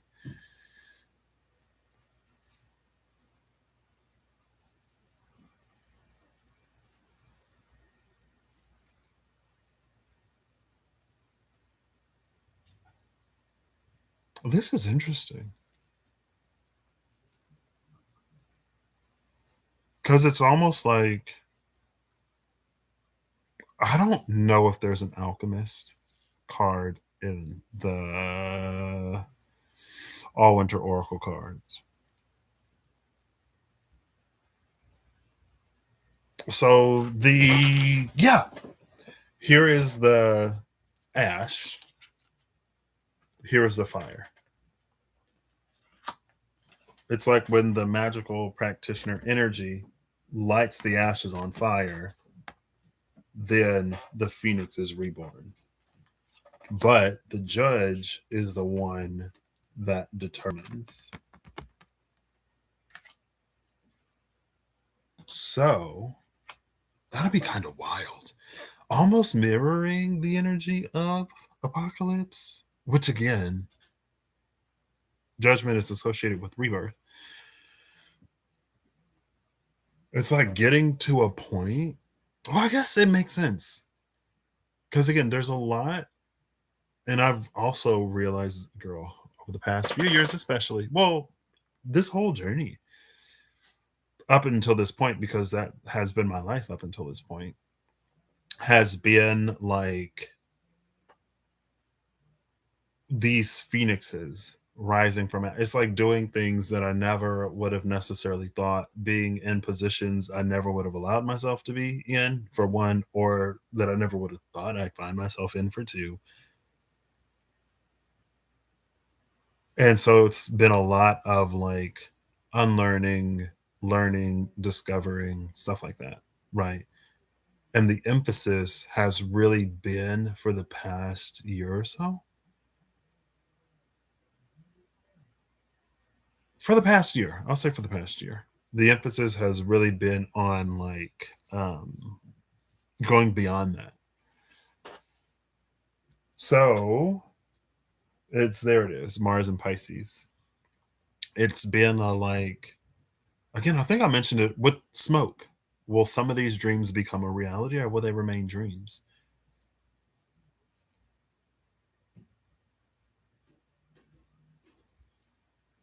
Um,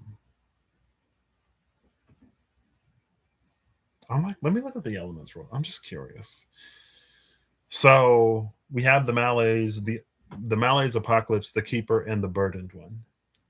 Then we have air, fire, earth, air, earth, the emperor, fire, water. Which is like a decent combination, actually. It's fire, judgment, the fool, fire.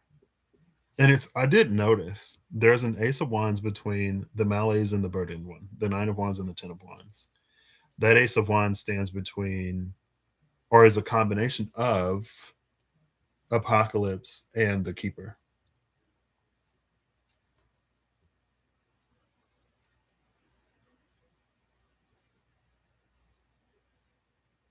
And then it's air and fire, earth and air, earth and the emperor, fire and water.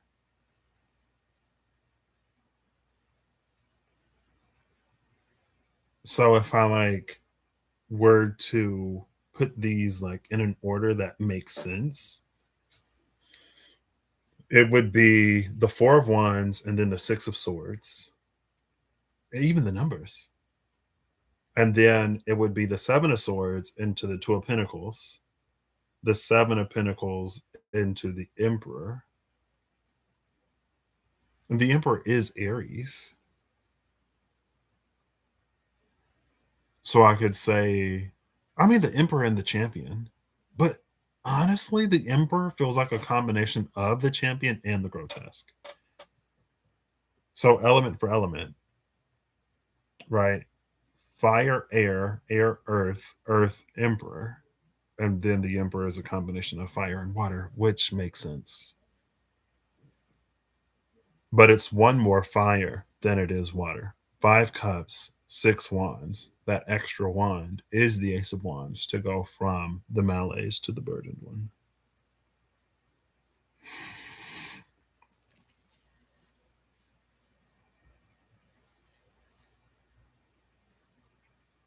The part that's kind of wild to me, it's like I feel like a lot of my life up until this point has been by the grace of God.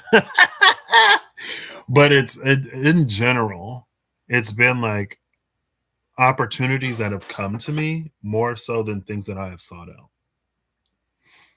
in particular. And the whole thing about like even last year, well, I guess 2 years ago now, 2024, was no, it was last year.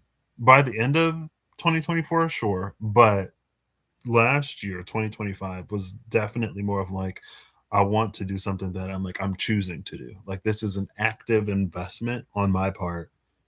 And it's not just like what is immediately available or what's easy or what's nearby, right? And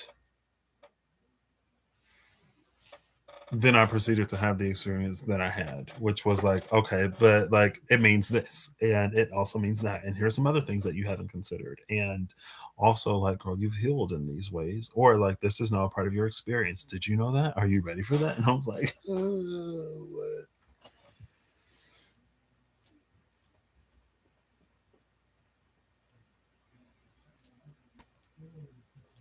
And I don't know. And like, I can't even necessarily fully comprehend what this would mean or the ramifications of this. But it's like being in a position to turn down things. And it's not that like I haven't turned down things before. Um, I mean, some of it out of fear, some of it for whatever reason. Some of it like, yeah, no, that's not for me. The Taurus that is my moon says, I don't think so. And there's no amount of convincing, there's no amount of selling. No, activate stubborn mode. No, but this is different because it's almost like the energy of like turning down opportunities or turning down things that like but maybe this is why I'm pretty sure it was before this pool. It was at the bottom of the deck, I'm pretty sure. It was the Ace of Swords, the Memory Keeper, and the Corrector. Ace of Swords, Six of Cups, Seven of Cups, and now the Five of Cups is here. And it's like I don't know, like I don't know what it's gonna be potentially, but it's like it's already like wild to me. This energy of like something that I would say no to potentially. But because Ash is here in particular, it is giving like, and because, so one way to read this is because again, this is the Saturn in Sagittarius, right? Where we had the moon on the North Node before, which was the being afraid to get on the bike, to the training wheels, to like adjusting without the training wheels, to like training wheels not even being a thought anymore because, we's back riders. Um, one second. Did he make it? He probably asleep now.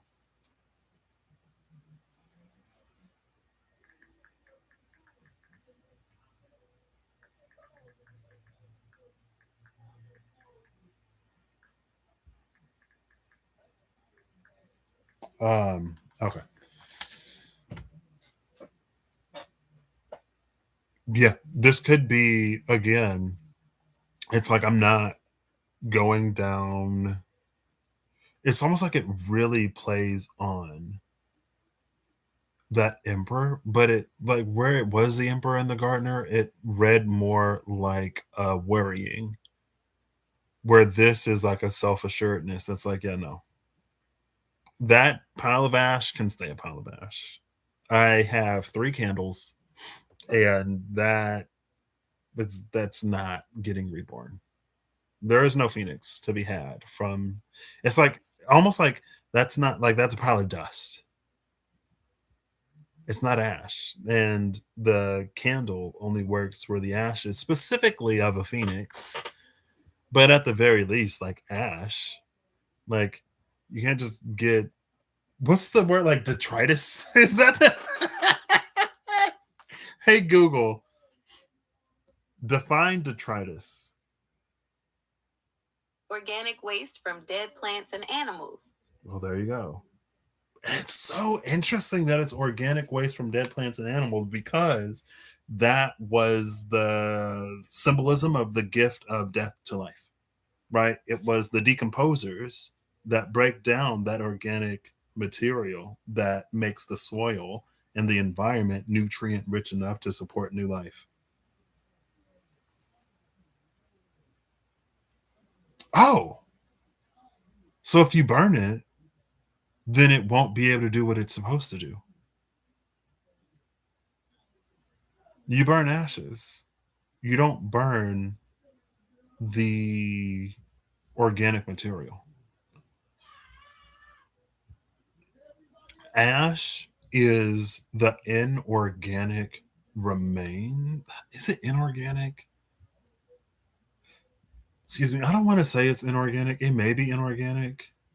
So, for example, if you burn something, I feel like you get like the proteins, the carbohydrates, the fats, maybe, and then ash. And like ash is the stuff that you can't absorb or reuptake for like healthy functioning. It's been a hot minute since I took that class. But yeah, ash is not that organic material.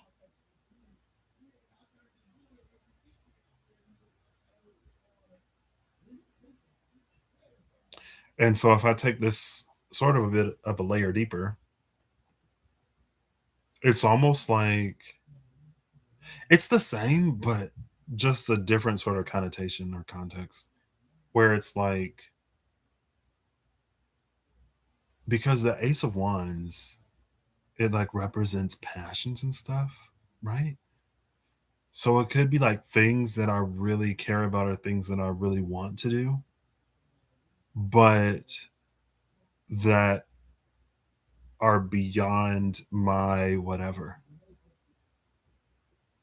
right? So let's say I get to like a really good place. Not that I'm not in a bad place right now. It's just like with my current resources, physical, tangible resources. There's a whole bunch of stuff that I don't have the resources for, right? And when things change, I'll have more resources. But just because I have more resources doesn't necessarily mean it's for me to engage with whatever it's not for me to engage with.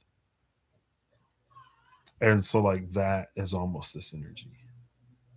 Because if you were to torch organic material, you would create more ash, but the phoenix that could potentially rise from that would be lesser than what that would have naturally brought about, right? So, like, let's say that you have some, I was hoping, Gemini would read the word. I'm like, personally, I'm like, you know what? I don't have conversations with Gemini. I think the Google Assistant was good enough for what I need. Anyway, that's besides the point. It's just like, let's say you have enough organic material to grow 100 trees. If I were, because this is, or you in general, you, future Patrick, the 20 post Aries season Patrick, were to apply that fire, let's say you burn half of it. Like you burn all of it, 50% of it like becomes ash that can be used to like make a phoenix. Right. And so instead of 100 trees, you get 25 something else. But here it's like the 25 something else.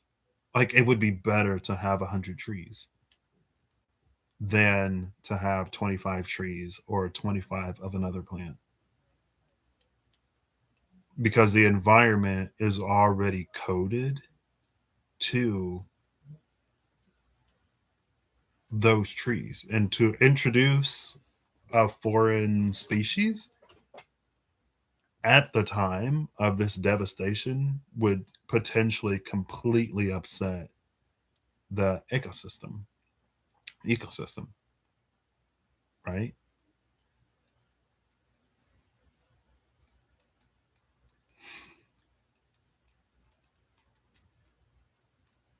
No, again, how that translates, well, I don't know. Let me watch this on March 21st. All right, now the overalls. Let's see. Oh, okay. And I wonder if I almost feel like this kind of burden reared its head before. This is an interesting burden. It's almost a burden of like not, it's almost a burden of like being in a good position, but realizing that there is like so much that you can't do. It's like you can't be everything for everyone. Some would argue you can't be everything for anyone. No one person can should be or could be some other person's everything, right? Like if that were the case, then that circle is extremely small. And it's like there's a difference in the like you're my everything and like literally you're my everything. You're my only friend, you're my only support person, you're the only person I because like people are also their own people. You know what I mean? Anyway, a lot, yes. Your world, sure. Everything though, everything. Hey, maybe for some people it works. Anyway, it's a feeling of like things that one can't do. We do what we can. We do what we can with what we have.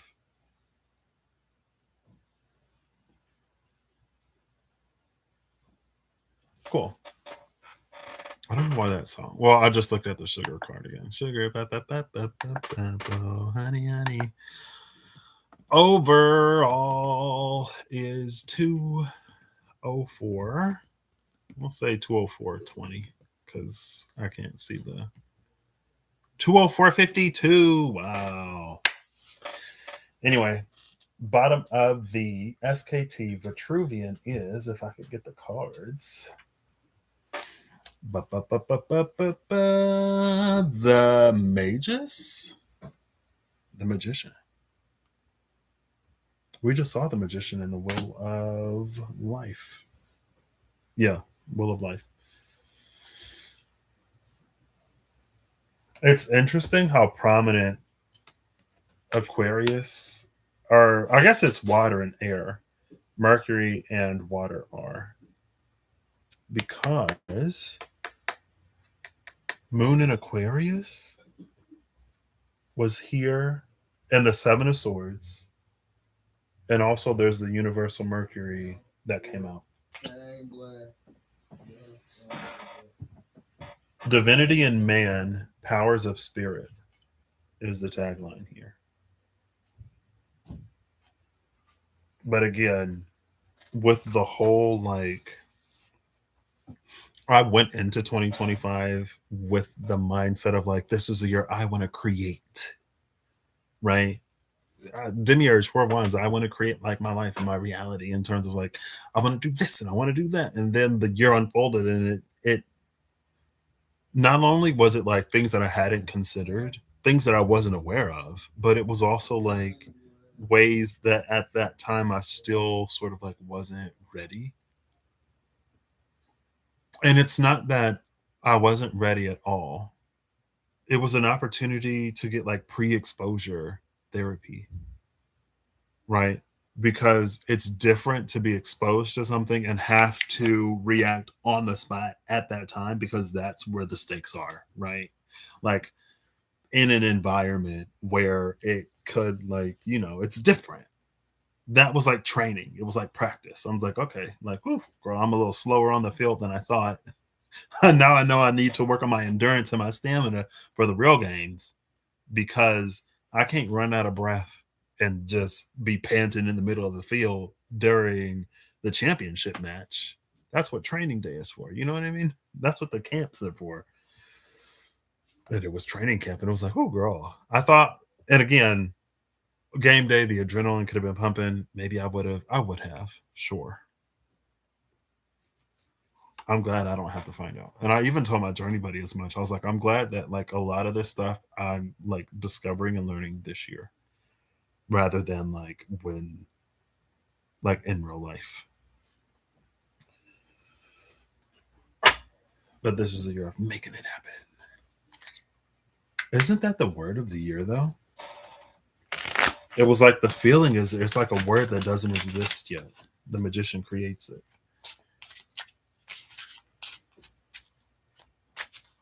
Bottom of the deck is the burdened one, the shining flame, and the shining quarry. Knight of Wands, Knight of Pentacles, Sagittarius, Virgo energy. Oh, Sagittarius, Sag, Virgo. Saturn, Sag, Virgo. Okay, I'm looking for the mages. I'm gonna have to go to the restroom again. I feel like I got like one more in me before I'm regulated.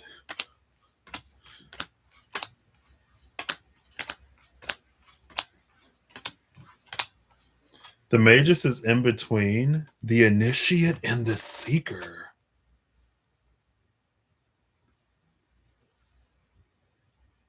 And then there's the the Ivory Shield again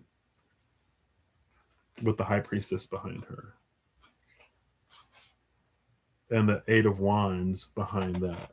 The Eight of Wands we saw with the Six of Wands before.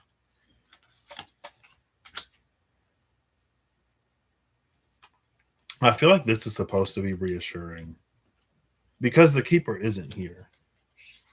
Um, and it just in terms of uh like perfection isn't the goal, or it doesn't have to be like it's not expected, or it like things don't have to be perfect in order to begin something or to start something, right? We get better with experience, and there are some experiences that initiate us into other experiences, and there are some that initiate or just show us how green we like really are. Bottom of the all winter is creativity with the magician. Interesting. Is that was the one? No, I got that fortune. That was my fortune. Um, it said creativity will lead to like joy or something like that. And I was talking to my mom, and I was like, okay, well, can creativity lead to some money? Hello.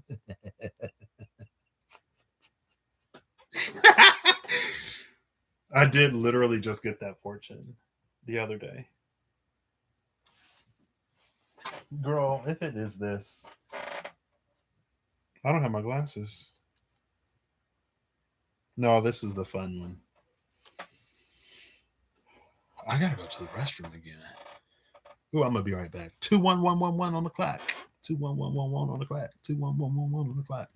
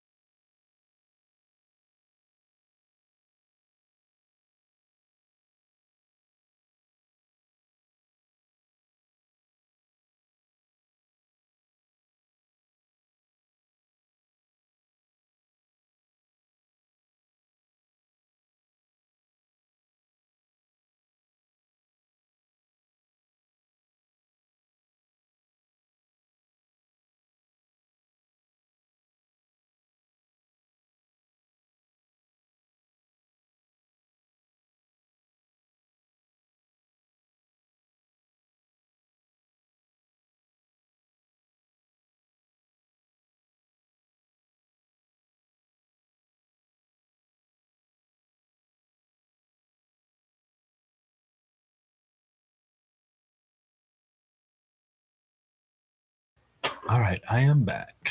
A soft, subtle reintroduction. I'm actually going to reshuffle these because I forgot these cards out. So we're going to get two sets for the underlying. I still don't know where I put my glasses.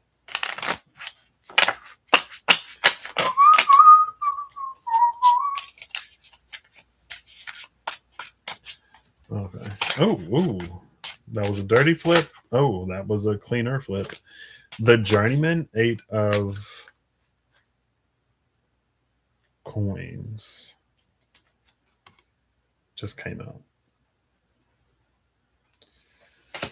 Bottom of the deck is the contender, 5 of wands, the sacred word, ace of wands, and the corruptor, 7 of cups. 5 of wands, ace of swords, 7 of cups.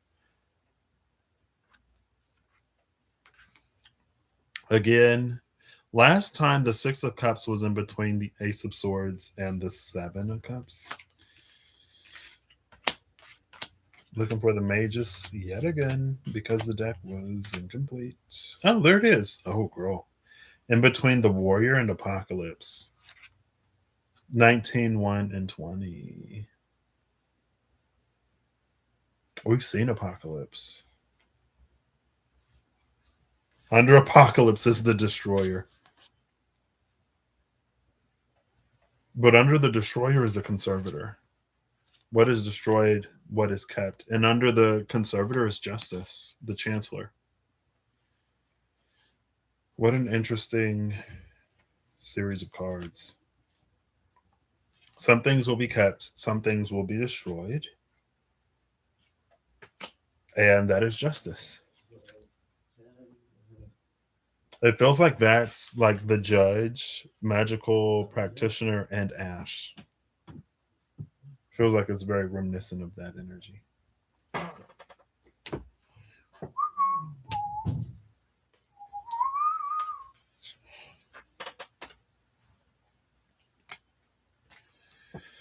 The warrior and apocalypse. This is so after apocalypse or with apocalypse, because again, the lunar new year was apocalypse. Personal new year is the keeper. So we see judgment with the keeper, the seeker, and the initiate because of this. All three of the fools, but with the warrior as well. Master of the mystic light.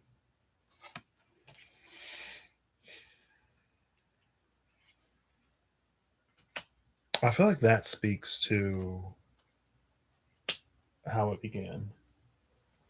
So we have creativity with the archetype of the healer. Interesting, 25.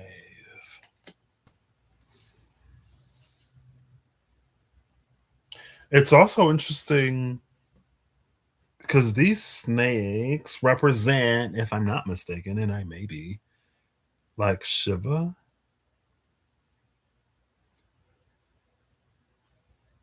But it's like how the because again it was like the destroyer, it was apocalypse, the destroyer, the conservator, and the chancellor, justice. It can be medicinal or harmful.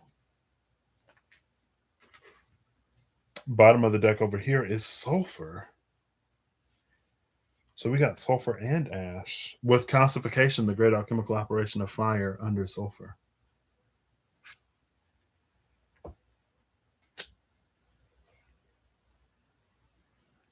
So the only symbol we haven't seen is the salt for earth.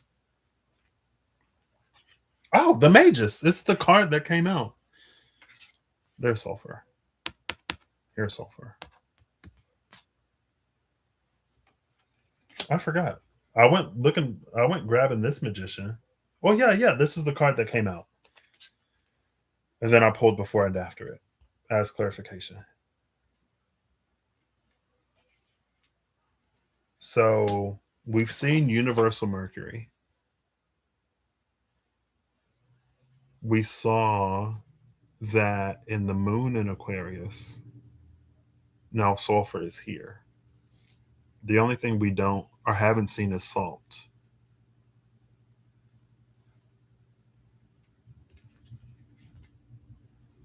Creativity, the healer, and sulfur is such an interesting combination.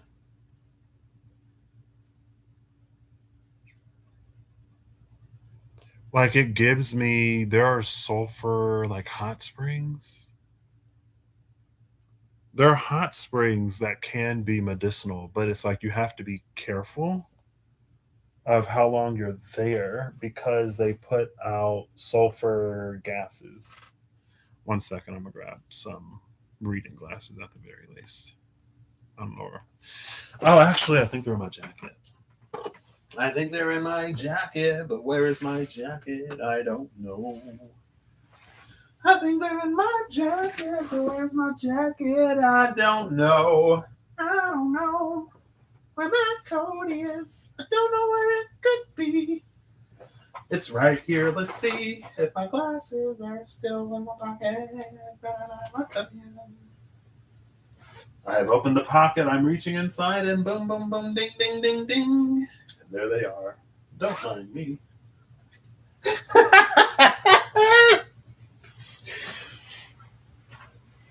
I am the king of the vocal stem. And I'm also my mother's child, so hey, sometimes I invent vocal stems. It's sometimes I sing, sometimes I stem. It's me. I feel like, yeah, it's gotten to the point where like I've visited my friend enough that he'll just start to like randomly do whatever. And I'm like, which his wife will love because we're both singy. Maybe we both like rub off on him. I'm singy, she's singy, he's getting singy. Again, that's why I don't know. She is someone that I like. I need in my life more than. I mean, she's there. It's just like I feel like we should talk more than we do. I was telling him, I was like, I don't know. I kind of love our dynamic because I'm like, you don't know that we talk about this, do you? And he's like, no. I was like, I know. She's amazing. He was like, I don't. I forget what he said. He was like, yeah, but like, if he was like, if she wasn't my wife, would you two even be friends? And I was like, yeah. Hello, have you met her? I mean, yeah, you married her. Like, of course we would be friends. Hello, she's amazing. I found my glasses just to take them off. What am I trying to read though? See, all three fools are here. The initiate, the seeker. This is the. I don't know what this means. Like, I see the metaphor, but I don't necessarily know how it applies or why. There are some ways that I could see it being like there are certain talents that I have, and there are like I could be of a benefit to many different things, but I only have so much time in the day, and so I may have to choose this or that. There's the initiate, the seeker, and the keeper. The keeper we saw first, bear in mind, as the personal new year. Again, the keeper comes after the apocalypse of the lunar new year. Apocalypse is here. First, it was the initiate and the seeker with the mages. Then, when I included the cards, I forgot, we got apocalypse and the warrior. But, I mean, honestly, like as a metaphor or as an example, there are 222, 52, 22255 on the clock. There have been plenty of times where maybe I don't necessarily like I'll feel very I don't want to say I'll convicted. I'll feel very convicted about something. And I may get on here and be a little like hot in a way that's like, I don't have the capacity to coddle right now. And so I'm just going to say something how it is. And if it upsets or offends someone because whatever, I don't care. I was even talking to my friend about something, and he was like, offense, like, you're making this sound serious. And I'm like, to me, it is that serious. And it's not something that has to be like make or break. But to me, this is something that sticks out prominently in my mind. So, you know what I mean? But maybe like creativity will be like in like a more positive, like in an easier, softer way. I don't know. To me, they're just like there are time scenarios and situations for a delicacy. And for those who need a delicate approach, there are plenty of delicate people. And for a hot minute, I was satisfied to not be one of them. Um, but maybe this will be like a change, you know? These things are probably already done.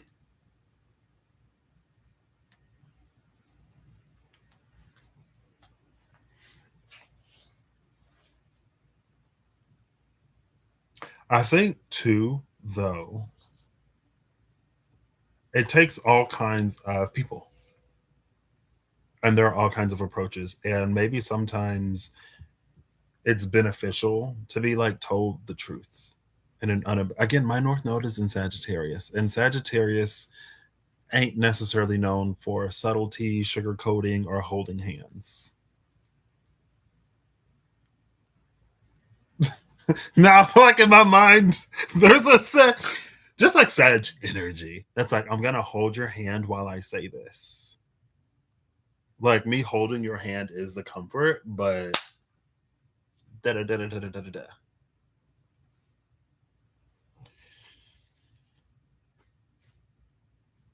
Cool. All right, let me look at this. I guess I'll read both of these. 25. Uh-oh, Chino's active. The healer is the light worker, the gifted, the old soul. Though some claim the work of the healer as their gift and name it as their dharma, the force of this archetype is within everyone. It is our natural inclination to remember, to return to, and to reclaim that central and eternal life force from which we so easily drift away. That's interesting because it was the Ace of Swords, the Six of Cups, and the Seven of Cups, the Memory Keeper, and the Corruptor. And it was like remembering something was the key, not the key, because there are several keys, but it's like when you remember, you don't necessarily have to rely on your intuition with clarity. There are ways to remember something that are like either shadier or more rosy, either nostalgia or trauma being lenses that like nostalgia can make something better than it actually was. Trauma can make something worse, excuse me, by overriding. Like, let's say something was like both good and bad. Nostalgia would have us focus on the good and like gloss over the bad. Trauma will have us focus on the bad and forget the good. But there's something of like clarity of remembrance with the Ace of Swords there. Anyway, in Sanskrit, the word avidya means forgetting, and it is said that this is the source of all suffering and dis-ease. The healer's mission then becomes to move through the comfort of forgetting, through the veils of ignorance and denial, to reveal the radiance that already exists. The healer approaches this in multiple ways, from multiple angles, knowing the cycle of healing is not linear. It is a multi layered and circuitous process, always leading back to its own origin, much like the Ouroboros. And then we have 29 and sulfur, and there's glass. Sulfur is evaporation, up and out, and both and. On an esoteric level, sulfur is the first of what is known in alchemy as tria prima, or the three primes, along with salt and mercury. It makes up a threefold phenomenon. We actually got, here it is, the mercury. So we have two of the three primes, but instead of salt, there's sugar. There's sugar and ash instead of salt. Anyway, um, it makes up a threefold phenomenon that symbolizes the uniting of soul, sulfur, body, salt, and mind, mercury. So the soul and the mind came out. On a tactile level, sulfur is responsible for both the off putting smells and the therapeutic properties of a mineral bath. It soothes and it stings, literally. To understand sulfur is to embrace a both and mentality. Don't be discouraged if the meaning of this card seems to evaporate before your eyes. For now, keep in mind that what is gross contains beauty, and what is beautiful contains its own demise. Sulfur's job is to push the geyser up and out, dissipating the pressure. Don't be surprised if what appears to suck or stink soon becomes a great gift. Girl, hopefully the suck of 2025 will be the gift of 2026. With the creative approach, maybe.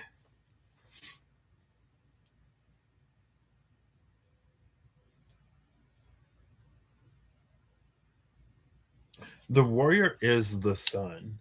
And again, this is with the healer and sulfur, which is also associated with healing.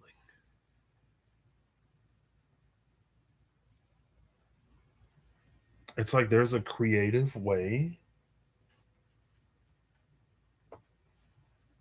but that, yeah, and this fortune, fun usually brings ideas along for the ride. This is where that came out. And it was like, if we approach a difficulty as if like, oh, it's a challenge or like a puzzle to figure out, then it injects creativity, which could lead us to solutions that we may not have seen before, or which may not be necessarily immediately sort of recognizable. I think the thing of creativity is, though, also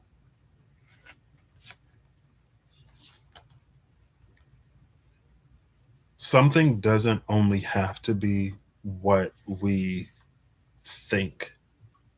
Like it's almost like it doesn't have to be what it's always been. It's an energy. It's like something can be more than what it is, but it's like it is what it is. So that's why it's like something can be more than it has been.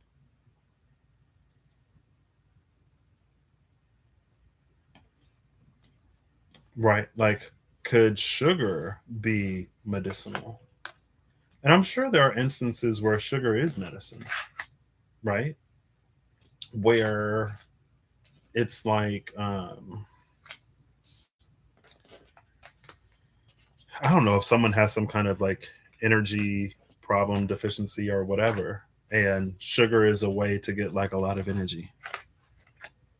Or, it's like if you're going to burn it, then sugar is a great fuel source. The problem comes when you don't use the energy and it's converted into something else. That's when sugar, and it's almost like maybe in that case, it's like the typical amount of activity just isn't sufficient to effectively use sugar. And so that's when it becomes known as like something that is like converted into fat or whatever. Who is that?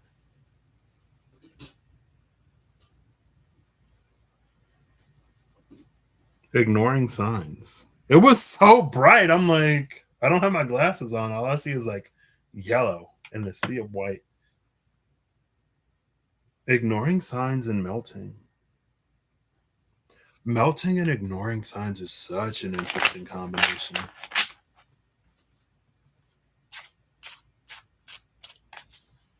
maybe the melting in and of itself is a sign, ignoring the sign of melting, right?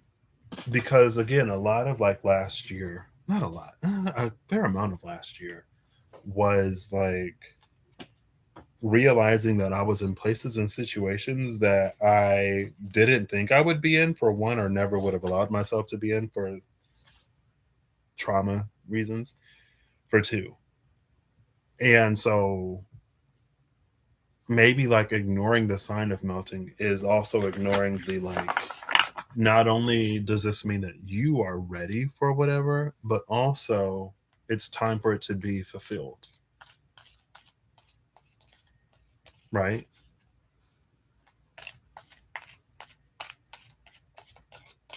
Part of this just kind of make me nervous. You know what I mean? Which is understandable. But it's like, ooh, brutal.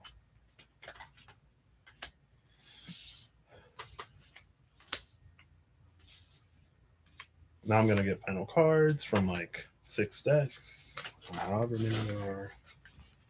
There should be what, five? Yep, five. 4 plus 1 is 5, and then 4 for the fifth, 8 for those 12. 4 plus 8. Yeah, because essentially there were 6. I pulled the magician twice.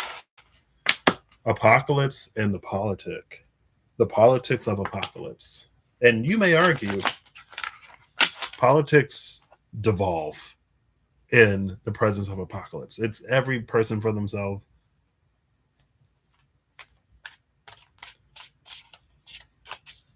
It's like sheer utter chaos. The journeyman and the initiate. I feel like I didn't even really read that journeyman energy. Um, it gives the energy of like ancestry, of course, um, inheritance, ancestral inheritance. But yeah.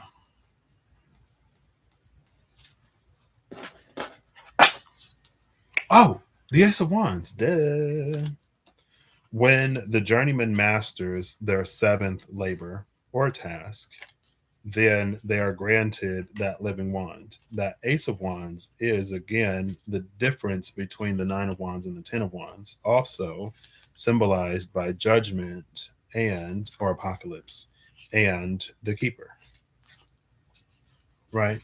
So if the apocalypse comes with its own set of politics, then the keeper is the one whose politic isn't affected by the dissolution of everything.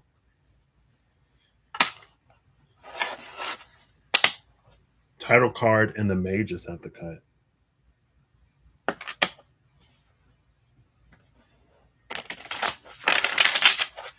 All right.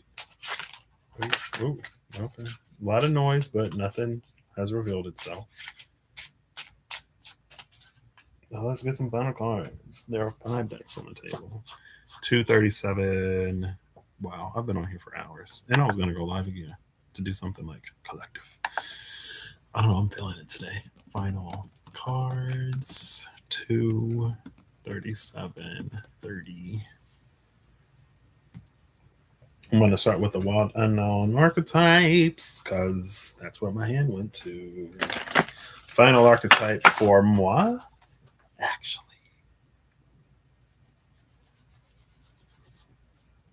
No, it's fine. Final archetype.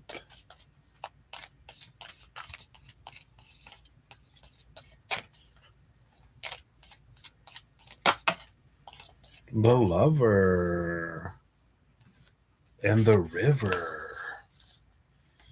7 and 34. No, 17 and 34. Sorry. Hold up. 17 times 2 is 34. And usually you see 2 swans on the river. Hold up. It's actually funny. I saw a single swan on the river. Did I see one with Kirsty? Maybe not.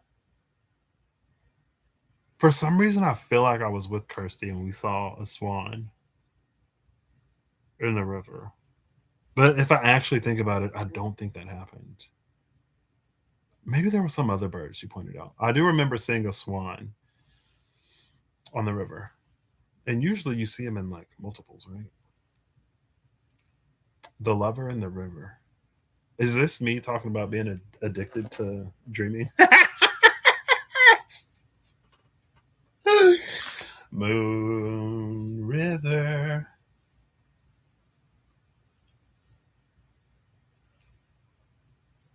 The lover is such an interesting energy. Let's read the taglines. Why not? The river is the one that really speaks to me.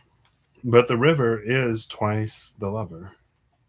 And usually you see two swans. The stream, the flow, the current. 17, XVI. The heart, the beloved, the devoted. Pulsing through the heart of the lover is gratitude. The lover appreciates and experiences the world through the senses, reveling in beauty, song, art, music, sense, and sensuality. This energy awakens at the tip of our tongue when we taste the sweetness of honey, kiss a lover, or speak gentle words to a child. We did see sugar. Ba, ba, ba, ba, ba, ba. Oh, honey, honey, see? The lover lingers and foreplay aroused not by the getting there, but by the slow merging of self and other. This energy is usually experienced for short periods of time, as in order to feel it, we must be fully present and awake with no expectations or rules about what should be. Rather, the lover is in awe of what the world presents, reveling in the glorious details, grateful to savor every last drop of life's offerings. There is a reason so many rituals of change and rebirth take place in the river. It is forgiveness embodied in physical form. One of those last cards mentioned forgiveness. Was it sulfur? No, it had to be this card. What's the archetype? The healer, maybe? Without asking, okay, yeah.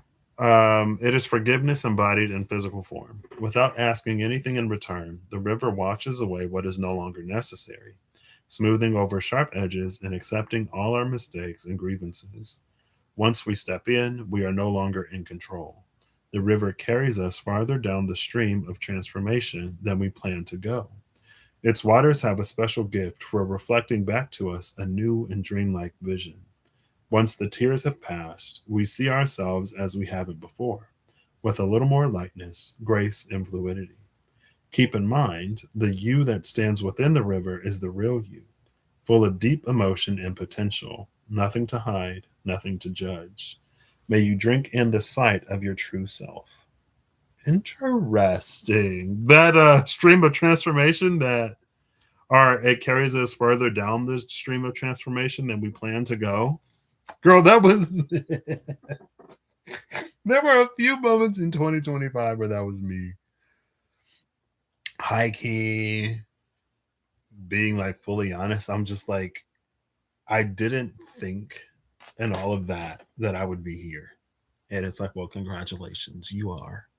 So what are you gonna do? And I'm like, the venom behind the river, and we just saw the healer. Who was behind the venom? The stone. The stone, the venom, and the healer. Interesting combination. It feels like there was a stone in the river that was the cause of the venom.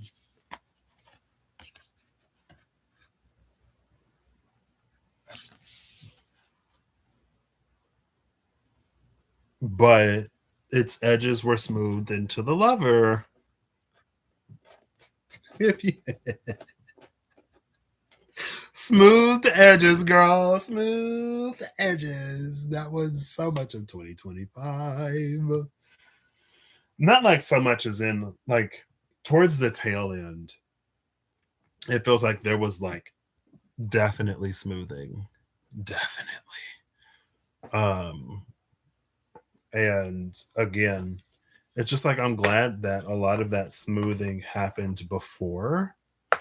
I'm glad it happened in environments where it was safe to happen, if that makes sense. Because there was definitely smoothing that had to be done. And smoothing in context of like, I don't know, there was so much of last year was like gray as well. And I talked about as much of it as came up for me to be cognizant of. Um, but it was like there were so like the two snakes of apocalypse intertwined. Um, there was so much of like truth and trauma. Like, what is the truth of how I feel and the truth of like my approach to things, I guess, and what is a trauma response. And it's interesting because earlier in my journey, there were times where it was like I may be externally moving in a similar fashion, but the motivation is completely different. And at that point, it was easier to like delineate, like, in the past, this would have come from a place of trauma, but now this comes from a place of triumph. Six of Wands, the champion. But it was like because of the triggering of last year, girl, it was almost like simultaneous, some of the stuff. And like in general, I'm not a person of singular reason. So there are multiple reasons why like I reach a conclusion that I reach. It's very, very rarely one thing that gets me either for or against something, right? Usually it's multiple. And there were a few like multiple things that happened, and some of them were like residual trauma. But after I worked through the residual trauma, it's like I would find the truth that was there as well. And it was just like an interesting sort of space to be in with like other people. It's like this is the trauma of this is the truth of whatever. And the truth is still truth, so I remain. Let the storm rage on, you know? Anyway. So yeah, the stone was definitely polished in a lot of ways. Um,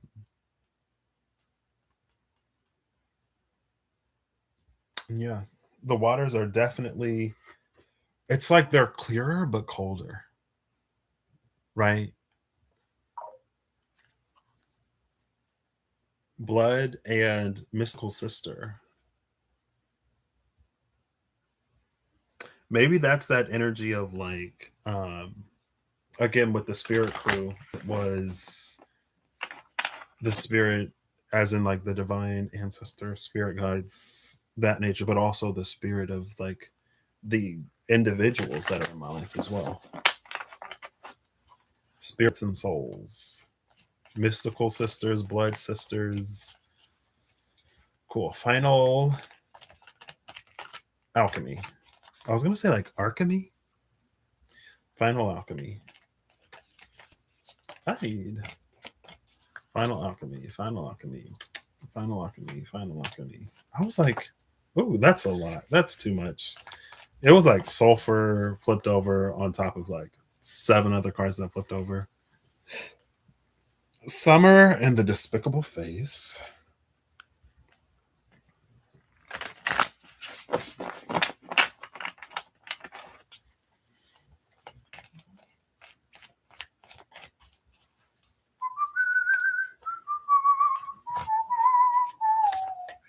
All right, final alchemy. Chaos. Massa Confusa. Bottom of the deck is the Despicable Face. The Despicable Face, Volte Faciem, and Chaos. Chaos did come out in reverse, but are there reversals in this deck? 51 and 48. So there's 49 and 50 between these two.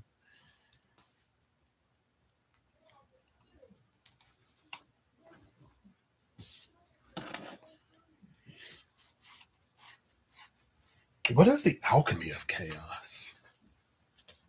The Despicable Face. What did I say? 48? XLVIII. What is hidden, unaccepted, or shamed? The Despicable Face is never seen. Rather, it is kept in hiding to save outward appearances. The river did mention showing the true self. The true self is seen in the river, and here is what is never seen. Rather, it is kept in hiding to save outward appearances. This card appears when something below the surface of the river, of the water, wants to be witnessed in order to be transformed. Everyone has their own version of the Despicable Face and their own reasons for assuming it is an abomination. Okay, this is giving the grotesque Five of Cups that came out under the fourth one, the Solar New Year, the burdened one. It could be a buried resentment, an insecurity, or a physical characteristic that holds us back from expressing our true self. Remarkably, once revealed, it is not despicable at all. It is human. It is interesting. What once was thought of as an error becomes an asset on our journey of alchemical transformation. This card connects us to others and to humanity as a whole. Through acceptance, we lift the veil of perfection and reclaim our energy. Honesty and acceptance are the balm that heals the most tender of wounds. Massa Confusa is disoriented, spinning, and groundlessness. When an alchemist sits in their laboratory amidst the presence of Massa Confusa, something miraculous is bound to occur. That's because this card, this state, is so powerful and all encompassing that it typically overwhelms the student to the point of despair. Such is the nature of chaos. It is the grand trickster, the topsy turvy confusion that turns life on its head and spins a web not even the wisest mystic can entangle. Baffling, yes. Disorienting, yes. But the seasoned alchemist recognizes it as the most potent point in the alchemical experiment. Wait, observe, do nothing. It is destiny itself that spins the web. Clarity will emerge one strand at a time. Your only task is to breathe. Do not struggle. The three fates hold you in their sights as you free fall toward freedom. Again, that feels like a lot of the end of 2025. Sagittarius into Capricorn season, mostly like end of Sagittarius season was when it felt more concluded. Capricorn season is like was coming out of it. And there was a whole bunch of chaos. Actually, and I told my journey buddy recently, within the past few days, I was like, 2025 felt like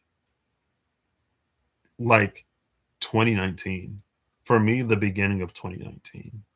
And specifically like January, February. Into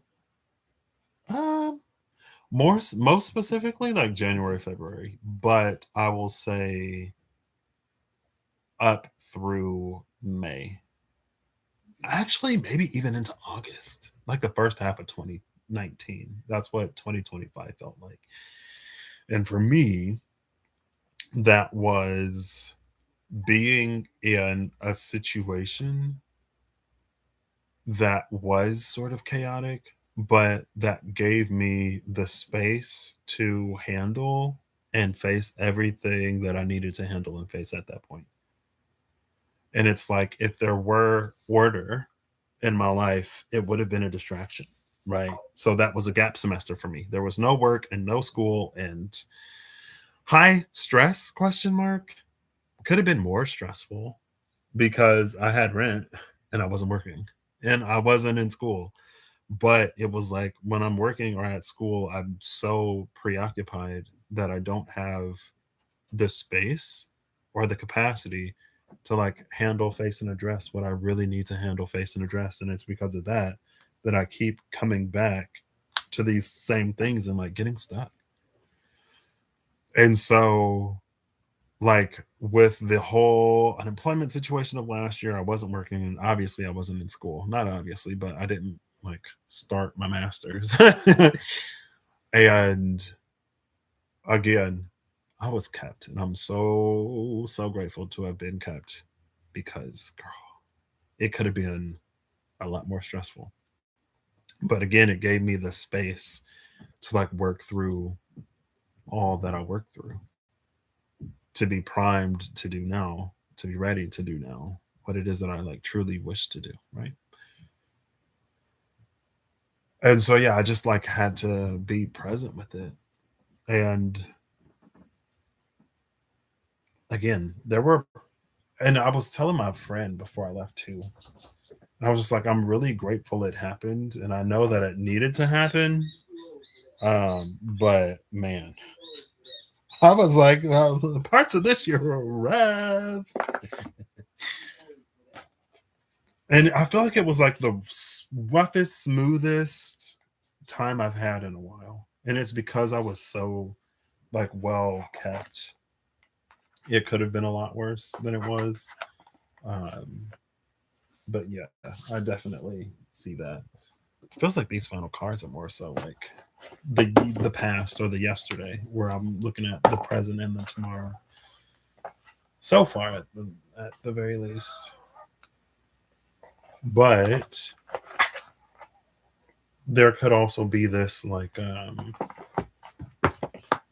guess in a way a gift or an outcome that will transpire because of heartbeat, because of how I navigated the chaos of last year. Heartbeat and solstice.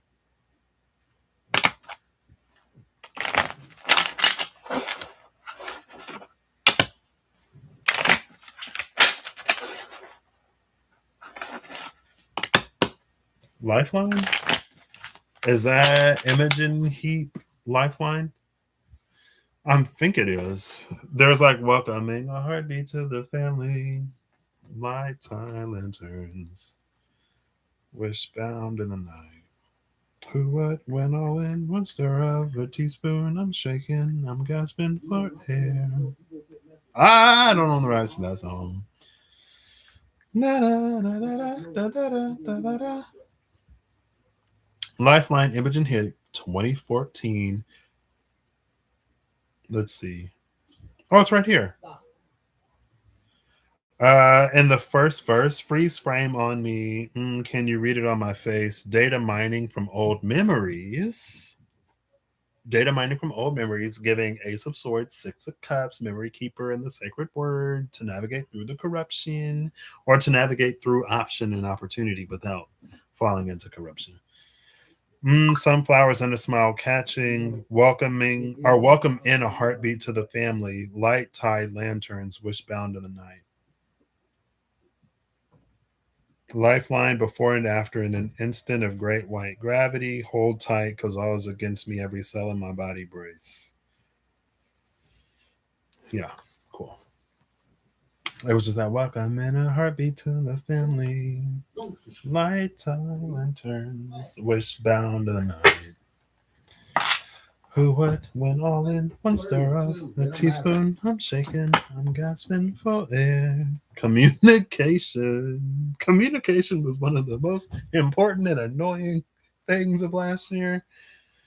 Communication, work, and responsibility. And this combination is disgusting. That was so much of, because usually I don't communicate a lot of whatever. I just like sort of internalize, right? And so much of it was that whole, also partially like being in an environment where it's okay. Because one thing about me is I'm not going to waste my breath. I'm not going to waste my time, and I'm not going to waste my energy.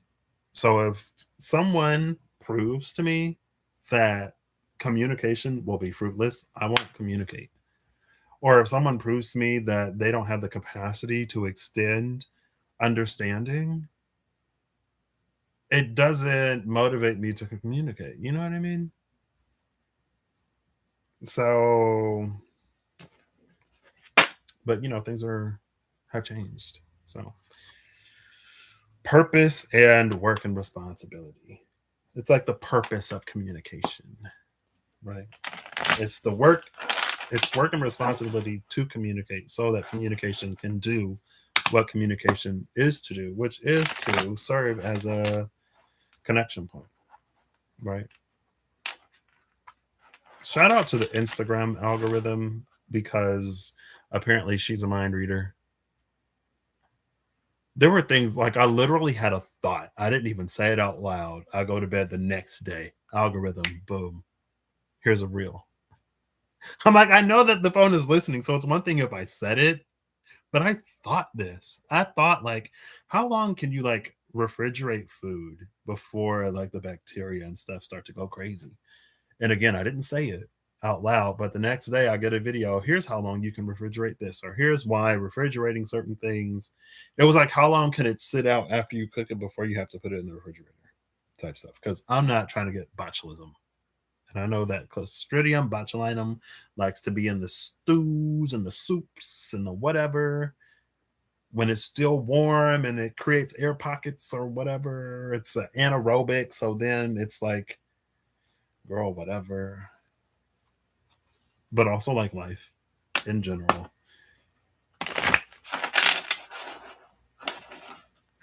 Vortex and purpose.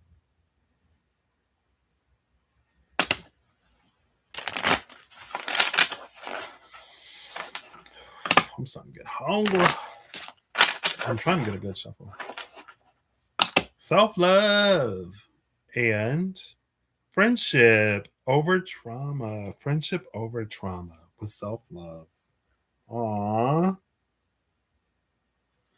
Does that say never stop dreaming? Aww. Yeah. 2025 is intense, but in like a good way. Ultimately, because I have navigated through the year, the chaos, I have found the beauty. Because it could have just been chaotic and traumatic, but it wasn't. Not by the end. I almost feel like I got like Stockholm syndrome or something. Where I'm like, yeah, it was actually good for me. I'm so glad that it happened. But truly, truly, honestly, again, it just, yes. Haha, lol. It just really, it didn't, for a minute, it kind of changed what I wanted. But ultimately, it just showed me how little knowledge or awareness I had, or how ill prepared I was to actually receive all that I desire, or more of what I desire. And yeah, by the end of it, I'm like, okay, right? I know things now, many wonderful things that I'd never known before. I don't own the rights to Into the Woods. I am not Stephen Sondheim. But yeah, 2025 was the woods, girl. Let me pull before and after the forest. Let me stop. All right, final All Winter Oracle card, please. Do not put your faith in a cape and a hood. They will not protect you the way that they should. Something, something, something. Even flowers have their dangers, and nice is different than good. Ooh, there we go. We got a smooth-ish. It was a noisy but smooth flip of 3 cards. I forgot this card was in this deck. Dreamscape is the bottom of the deck. Has anyone ever been addicted to dreaming? Or is it just me? Entanglement, memories, and quantum U. Interesting. I saw entanglement. I'm like, girl. But entanglement and memories is a, and again, like with the Ace of Swords and the Memory Keeper, it's not just about having the memory, it's also about having the clarity. Because memory can be nostalgia or it can be like trauma. And neither one is necessarily accurate. Both of them can serve a purpose, right?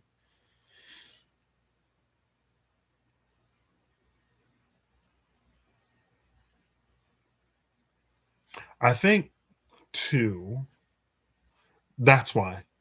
Entanglement, memories, and quantum U, if it's only, also, it's like if it's only memory, then it opens us up to repeating or experiencing more of what we've already experienced. Like this dreamscape and this openness and capacity to what exists outside also needs to be present. Or maybe the dreamscape was entangled with too much memory. But this quantum you, like, it doesn't discredit the past or it doesn't disregard what has already happened. It's like Quantum U was giving a vibe of like every version. There are past versions of the self, there are future versions of the self, there are like miserable, drowning in whatever versions of the self there are top of the mountain, and like peaks, peak after peak after peak, right? Getting so high, rising so high, never can't stop, don't drop. And it's just like higher and higher and higher, like better and better and better. And it's like all of that is a part of this quantum you. So in a way, it's all entangled in there because you can't separate it. But even though you can't separate it or fully remove it, it doesn't mean that order can't be found in that chaos. But it's almost like we have to fully experience something in order to accurately categorize it, right? So for some reason, she's giving Virgo, South Node, maybe, Pisces, Dreamscape, North Node, maybe.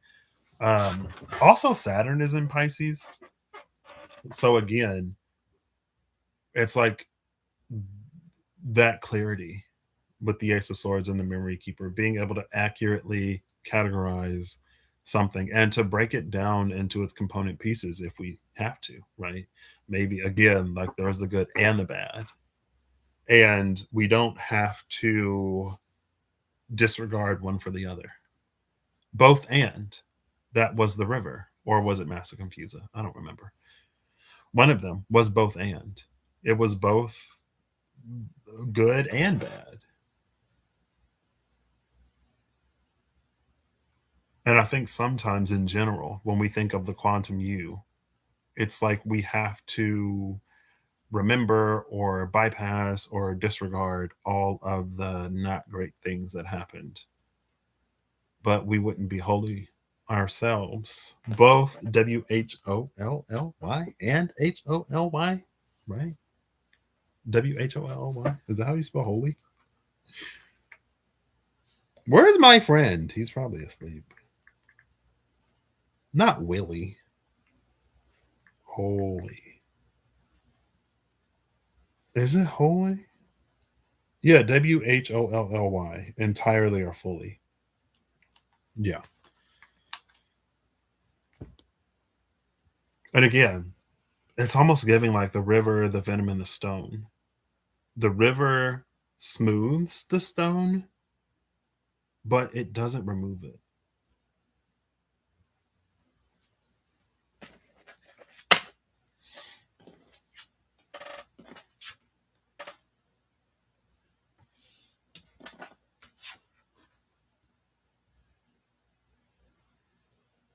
I feel like entanglement, I mean, there are like tangled lights, but also when you untangle the lights like this, they're naturally tangled.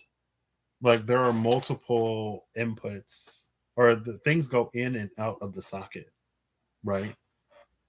And it's not to have them like completely straight. The cord itself is entangled, just like twine or like a rope. Like you can have an unknotted piece of rope that is still entangled among itself. You could say DNA is entangled. It's two strands entangled with one another, interconnected, interwoven. And to uncouple them would be to destroy the integrity of DNA, or it would be to destroy the integrity of the thing, which would make it weaker, right? Again, it's whichever one of these has that like stretch where it's like it looks whatever, but it is sufficiently entangled, coiled, curled, spun to be stronger. If it weren't, then it would be real weak and it would just break. Cool. The keeper at the cut with the burdened one. We saw both of them. Both sure.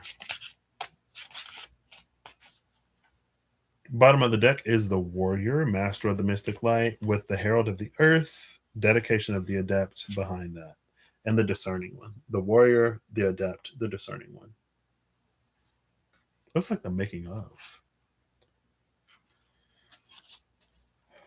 We have the conservator and the chancellor. We saw these two. It was Apocalypse, the destroyer, the conservator, and the chancellor. But now it's a focus on the conservator and the chancellor.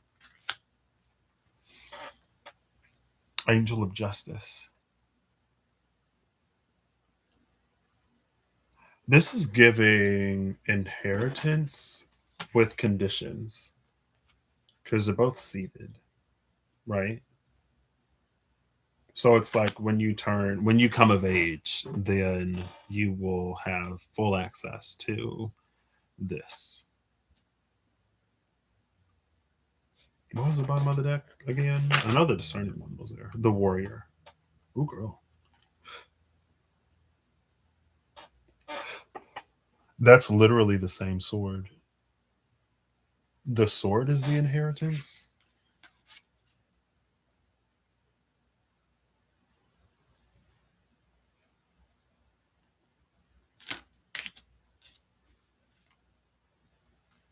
See, they look like the same person. This is the warrior before they got the sword, or the warrior without her sword, or in battle mode.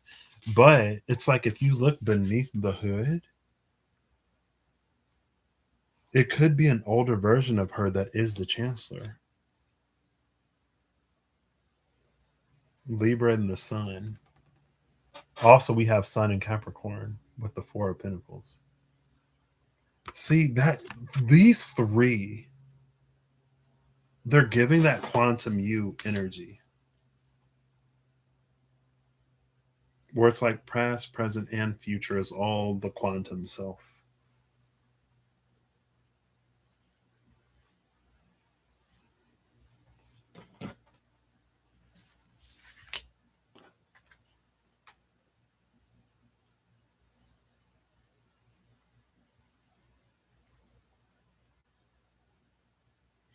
Sun and Capricorn. Oh, I did say Capricorn season was when it felt like it started to shift out of that. Um, Libra. What's in and around Libra? I don't know. Honestly, I have limited interest. I'm not going to go into it. The Ankh is also here, though, behind Justice. It's giving Emperor energy. The Empress bequeaths the Ankh to the Emperor. So any rulership that he has claim over. It's through her.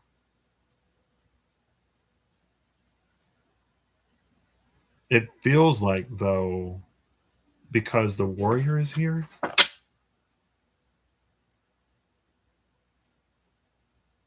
it's almost like there's something more. Or maybe it means something more. Because the warrior takes the sword.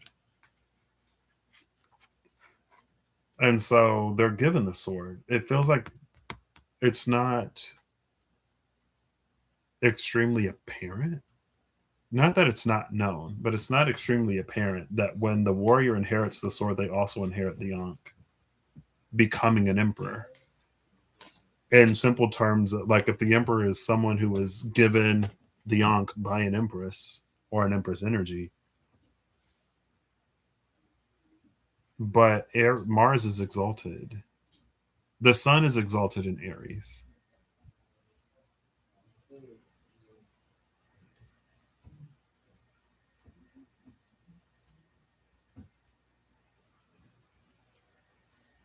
Oh, sun in Capricorn. The sun in Capricorn and Libra.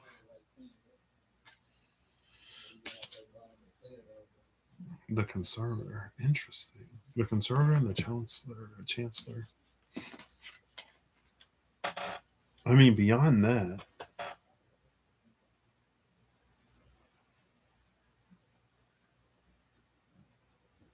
maybe with the conservator too, there's something that there's an inheritance. Some part of the inheritance is to protect something, or again with like it feels like the judge with the magical practitioner and Ash was more about what one can't or should not do, and the conservator and the chancellor is more about what one should. Right. Cool. All right. Last deck. The Vitruvian edition, the discerning one, and the rogue. We just saw the discerning one. Now we have Moon and Aquarius again. With the rogue, the rouge, the ruse. Ooh.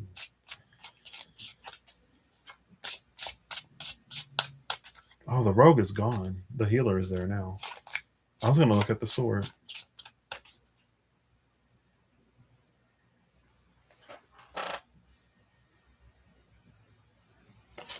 I feel like so instead of like the rogue using the sword to cut the hair of the sleeping giantess, or instead of the rogue about to like plot an assassination or whatever, it's like the rogue is secretly bestowing the sword. And I wonder if it's because like with the conservator, it's like it's almost an energy of like something that someone wouldn't accept outright. And so it has to be like sneakily given to them in a good way, right? It's like, let's say someone is having issues with a blender and they won't take the money to either get it serviced or to get a new blender. And like, you're like, here, like, here's the money. Like, it's almost like I'll send you the money. And they're like, no, no. Or like maybe you send it and they send it back. But then you like order a blender and you have it delivered to their house. And it's like they're not going to go through the trouble of returning the blender to get the refund or whatever. So they'll accept the blender, but they wouldn't accept the money for the blender type of energy.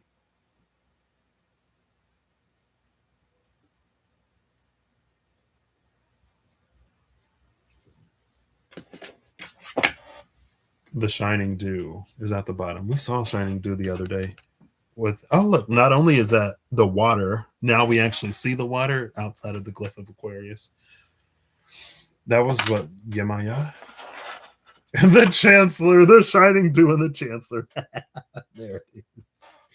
Also, we saw the horse in the river. That's the only unicorn. Also, we saw Dreamscape. Unicorns are, it's like something used to describe something like rare or perfect, right? It's like I feel like I know on LinkedIn there's a unicorn category. I feel like when it comes to people, a unicorn is like someone that checks every box and they're like amazing. You're like, oh my gosh, are you real? Is something wrong with you? Like there has to be a whatever. The Chariot and Justice. The Chancellor and the Chariot. The Chariot, the Conservator, the Chancellor and the Chariot. Changes.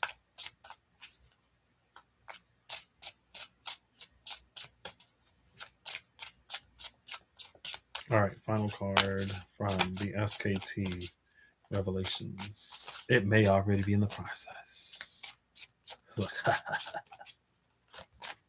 Wouldn't that be sinister?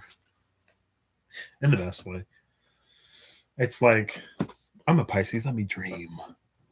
It's like the everything was already like, but that was the thing for a hot minute. It was like things are already sort of coming together behind the scenes in a way that someone may not even know.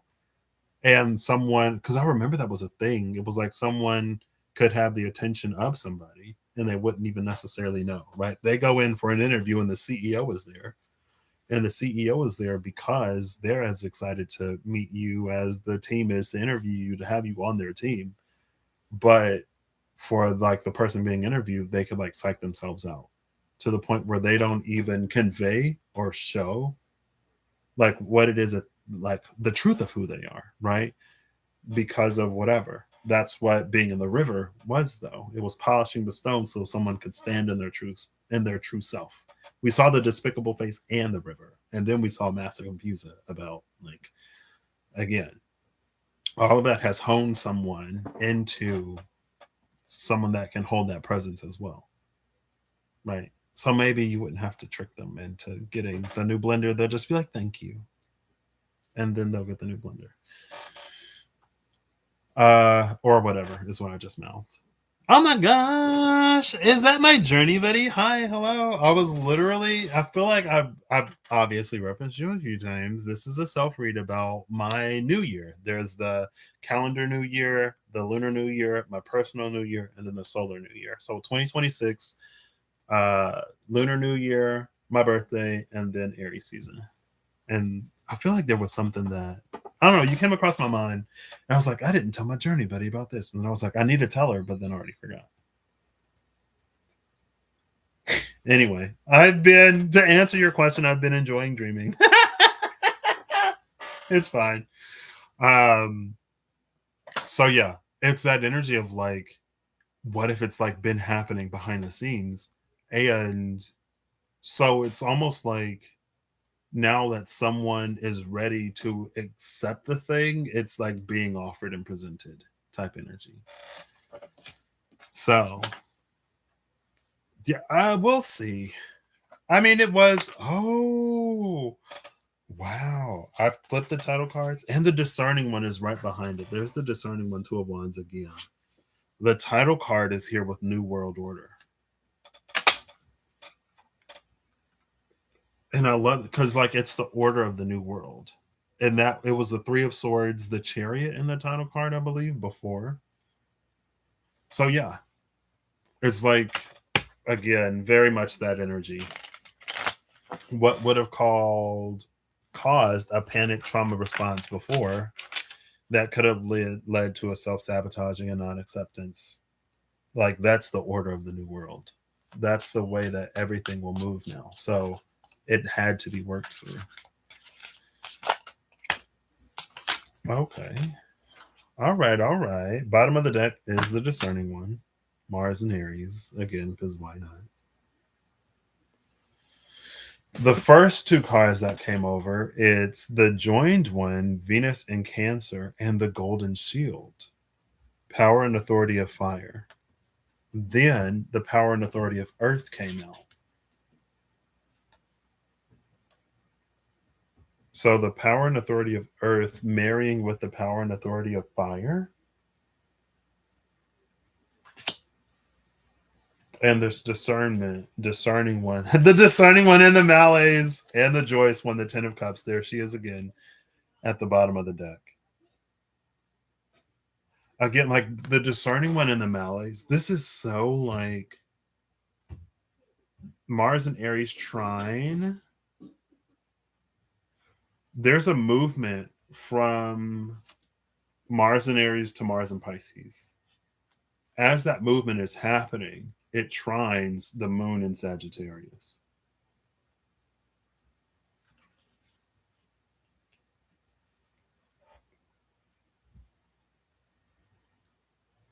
And again, that's this marriage of fire and earth.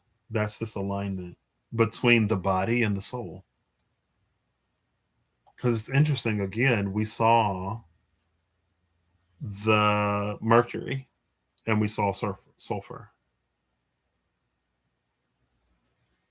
which represent the mind and the soul.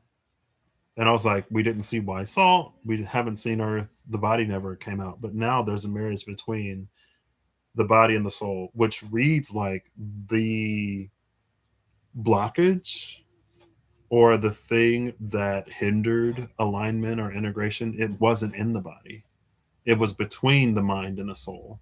And now that the mind and the soul have reconciled or will be reconciled, it naturally, like the body now comes into marriage with the other two. Emphasis on the soul. And we saw, I don't know if we had an earth and fire connection. Or yeah, we did. Was it fire, earth? No, it was fire, air, air, earth, earth, emperor. Air, communication, the purpose of communication, the purpose and responsibility, the responsibility to communicate, and then the purpose of communication. Sorry. I don't know what that was. But that's literally the air that bridged the fire and the earth. Because on the clarifiers for the calendar new year was air and fire. The clarification for the lunar new year was air and earth, and then the clarification for the personal new year was air and the emperor, or earth and the emperor, sorry. And air served as the conduit that linked fire and earth. It was what, the six of swords, the quester, and something else. Was it the dark horse? Was it the six of swords and the seven of wands? I don't remember. It's fine.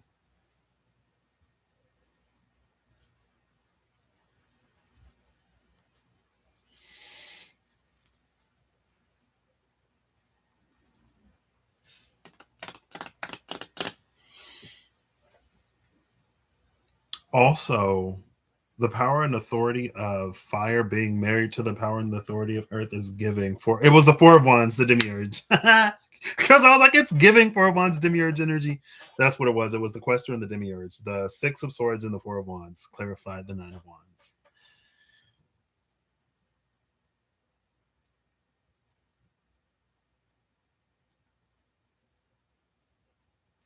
And maybe that's why the discerning one is with the malays. Because if someone really comes into the ability to manifest their own experience or whatever,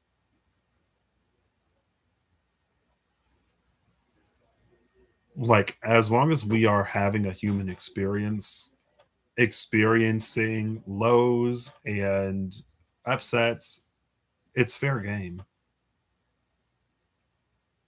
So it's to reach a point before the chancellor bestows upon whatever, as the conservator is deciding to share whatever it's protecting. Did we see the keeper, the groundskeeper? Okay, the gardener and the emperor. I was like, did we see something like that? Um, it's like, but again, like no one is exempted from upset, heartbreak, misery, lows. And so it's to get to a point where those lows don't dictate or determine more than they have to.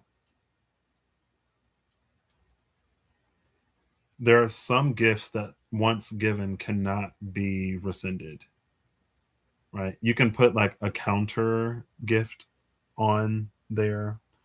She's like every now and then, it's not necessarily Cassandra, but it's the like Cassandra was blessed with prophecy. And unfortunately for Apollo, that wasn't enough for her to throw herself. That wasn't enough for her to throw herself at his feet. So then he cursed her that no one would believe her because he couldn't take back his gift of prophecy.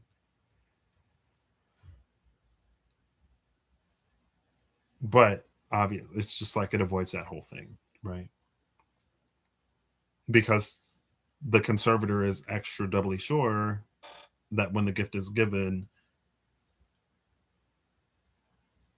um, it can be confidently given, right? Without fear of future caveats to um, get in the way or to be necessary.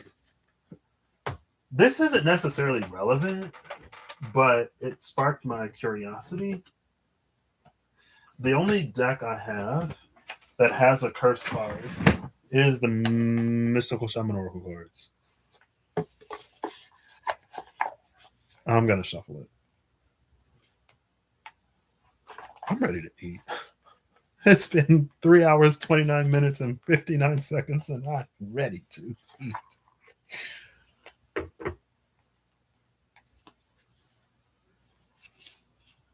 Are these all? Yeah, okay, cool.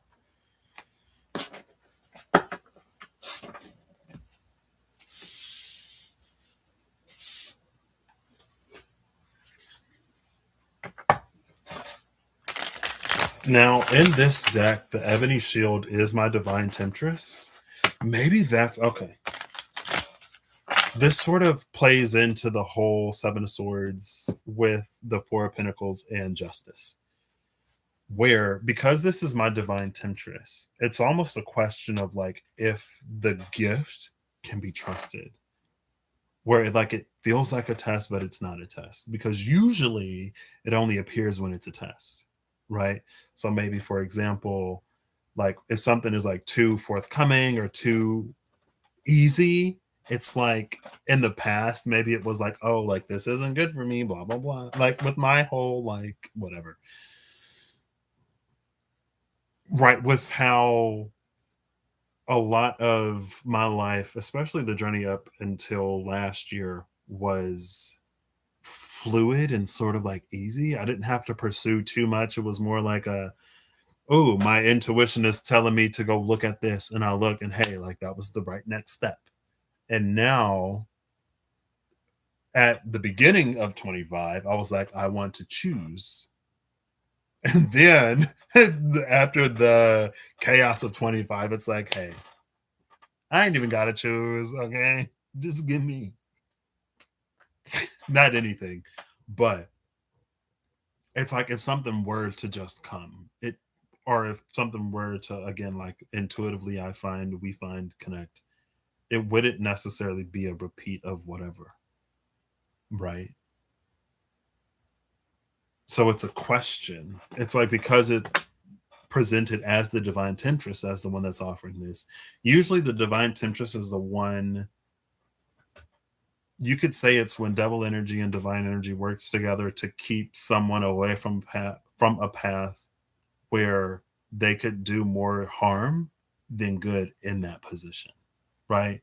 So, for example, if someone is going into a profession, be it materially or physically or spiritually, where they are to be a resource to people who are in vulnerable positions. If someone is of greed, then maybe the divine temptress will offer them something more lucrative or offer them something to get them a lot of money. Because it's like a lot of times when you're dealing with vulnerable people, or vulnerable people is 33303, They're not in a they're sometimes not in a financially like well off position, and they could be vulnerable enough that they will start to give what they don't even have to give. And so not only are they potentially not helped, but also they're stripped of all of their resources, including what they didn't even have. Because someone was in mind, hey, they're in a vulnerable position, they have to pay the money. So it's like it's an easy sell. And so the divine temptress would come to give them something more lucrative so that the person who's in a position to take care of vulnerable people actually cares about the vulnerable people that they're taking care of and won't take advantage of them or will be less likely to take advantage of them. That's how the divine temptress came to be the divine temptress in this deck to me, for me. So, but for her to be the one, it's like, see, but because she's married to the power and authority of fire, which is of the soul,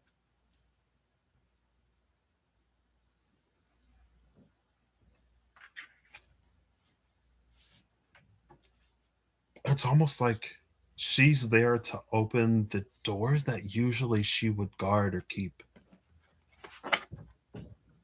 Just like with justice, or just like with the conservator. Usually the conservator withholds, but justice, the chancellor, was there to say that not only is the conservator giving, but it's like giving aptly or properly. It's deserved.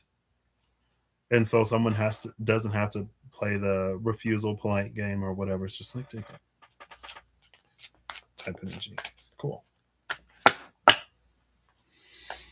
Again, and to be discerning with all that one went through to get to where they ultimately want to go or are going. So I think the curse is number 14, maybe? Maybe not. The beloved middle world.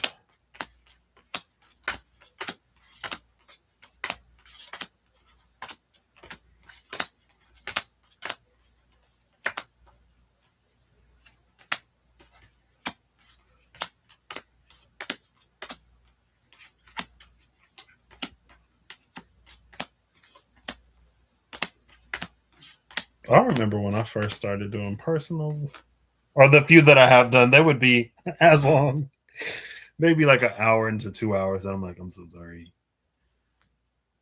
It is number 14. So we have the journey and the rattle flanking the curse.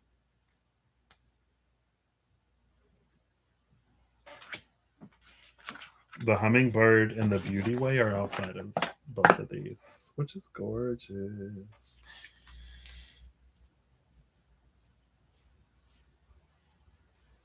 I mean, again, the am I reading this? It wasn't necessarily like it doesn't feel like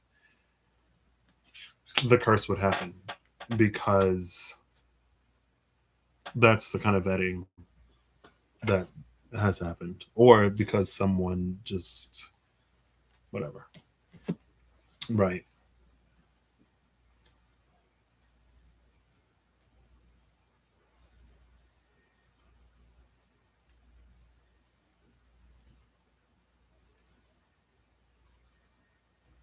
We see the owl in the upper world. What animal do we see in the lower world? Is there an animal in the lower world? Also, the warrior had wings too. It's like the owl being here on the crown of the person in the journey. It gives that alignment. Quantum U. It's that quantum U energy.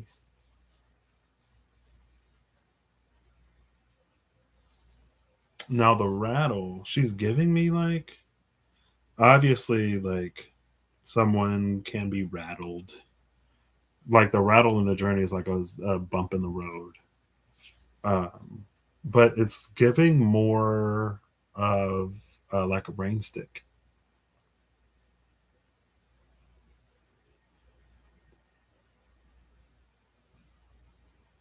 Or like the magician's wand, but it's a rattle. So it could be like baby magician energy.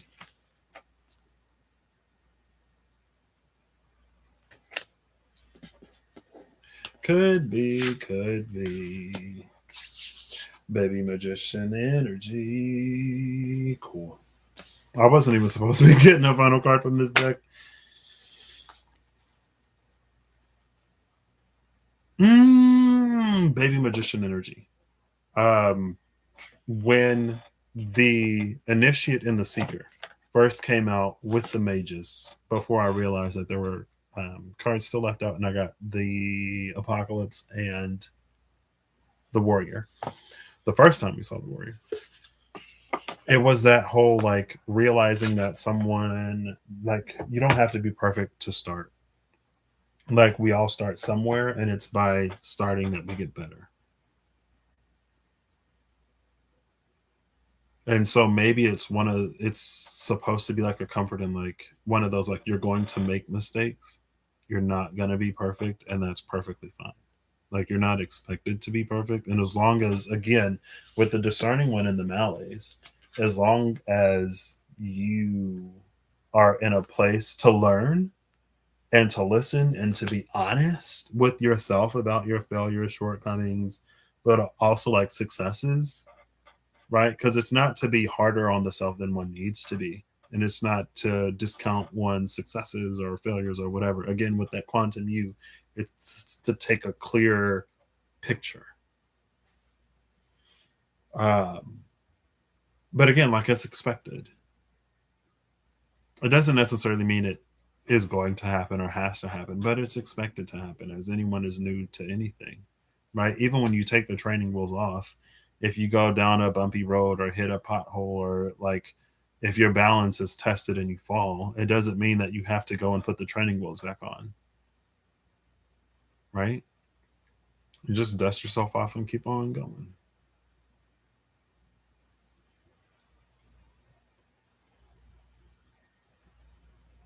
Cool.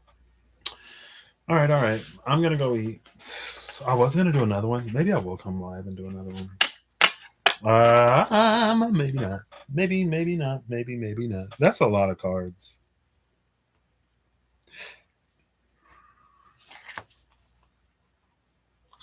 The wish granted, Nine of Cups, right there again.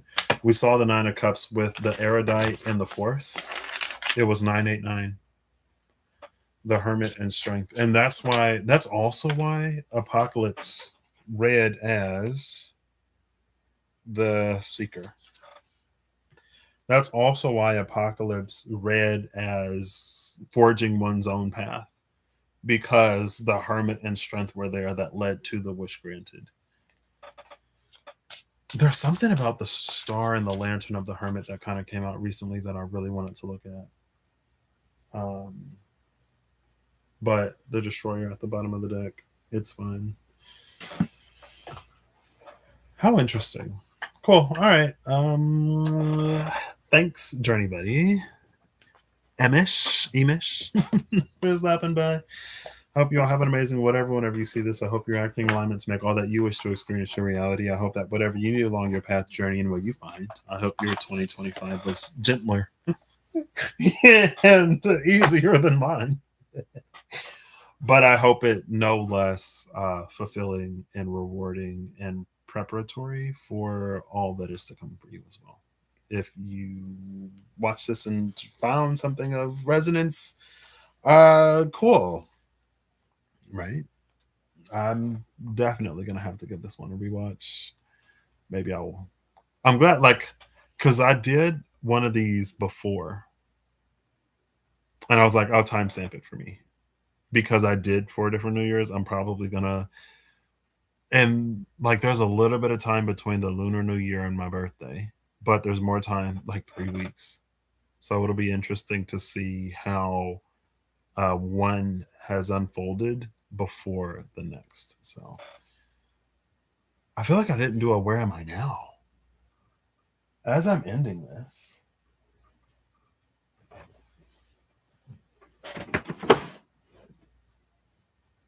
Oh, I'm gonna grab the Elemental Oracle and my Wild Unknown Pocket Tarot because they were available. Oh, who is that? Snow, and it snowed today. Silence. 34. I feel like the silence is so accurate. I feel like maybe not. All right, where am I now? Elementally. Between the calendar and Lunar New Year's. Fluidity, outer core, and protection, cave. 12 and 17. The 12 is interesting because 5769 is the number today. 5 plus 7 is 12. Outer core and cave.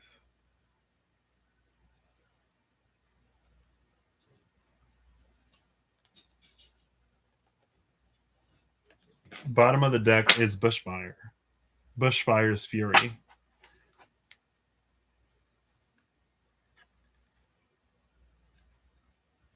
Outer core and cave is such an interesting energy because it's almost like it's the cave, the cavern in the outer core leads to the inner core. And bushfires, fury. I mean, I don't know if they have a sun here, but again, with the element of fire sort of representing the soul as it has and other stuff, or in that vein,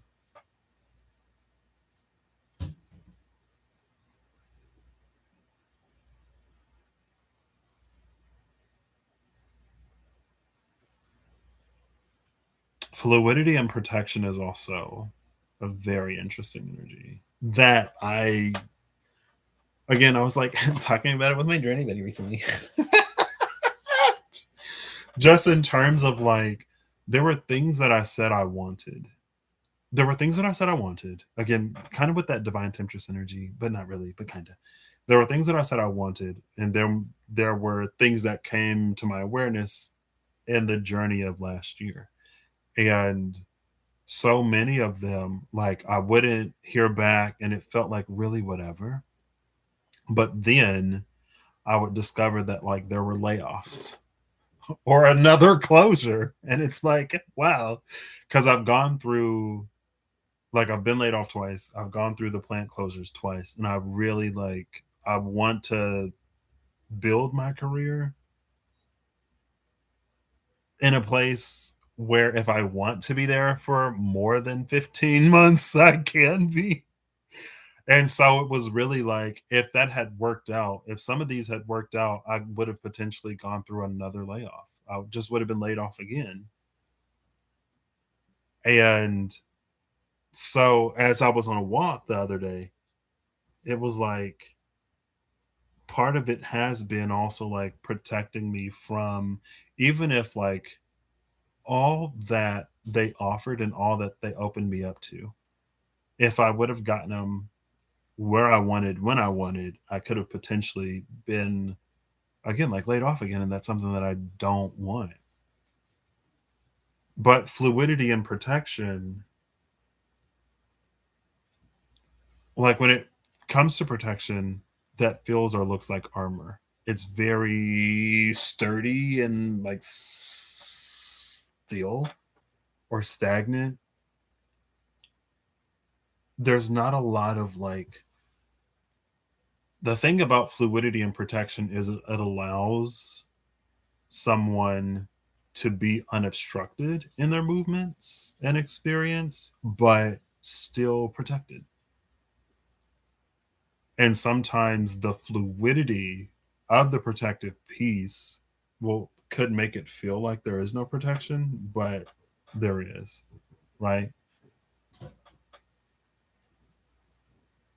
What's behind the fury of bushfire? Gravity, groundedness, and gravity. Bushfire and gravity is such a she's giving like gas giant energy. The inner core is like this bushfire, but there's this gravity that keeps it sort of contained because otherwise it would just be like spreading, right? And we sort of see that too in the cave. This like lighter color is that like sort of bushfire energy.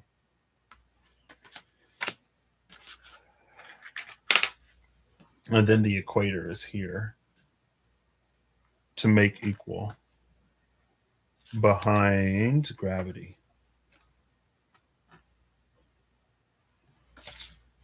Cool. So elementally, the outer core in the cave is where we are, where I am right now. And the tarot that I didn't even open is. Okay, let me go. The hunger is returning. It had semi subsided for a minute. Where am I? And like the wild, like the outer core in the cave to the bushfire, like it makes so much sense. Um, which is again why the moon in Sagittarius malaise being the 2026.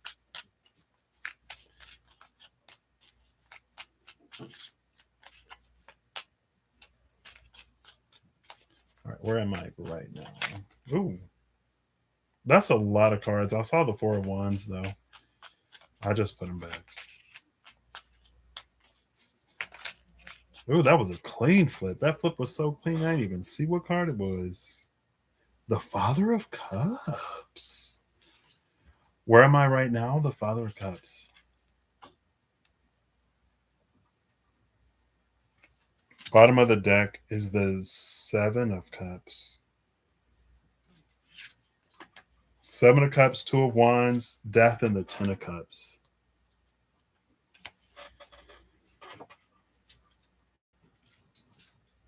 Okay, she's not going to focus. There we go, kind of.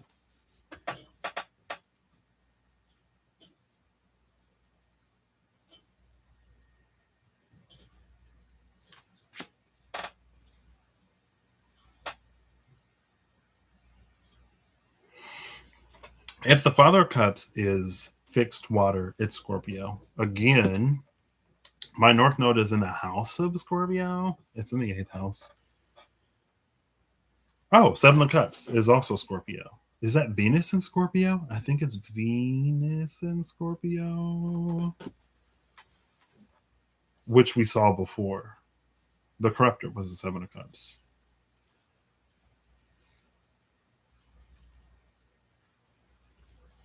The Father of Cups is giving an energy of self acceptance, but also we did literally just see the Equator card. This is the Black Swan. We saw the Lover and the River as the final cards from the Wild Unknown Archetypes, I'm pretty sure. And that was 17 and 34. Here's the other swan. It's giving um kind of like cellular division, mitosis or meiosis. It's like these cups that are facing the moon will like gravitate or move upwards, and then the one that's facing the sun will move down.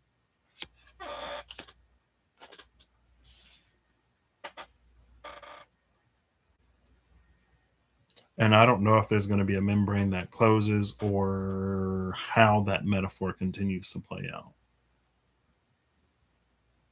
But it's giving like things are moving in the directions that they should be moving.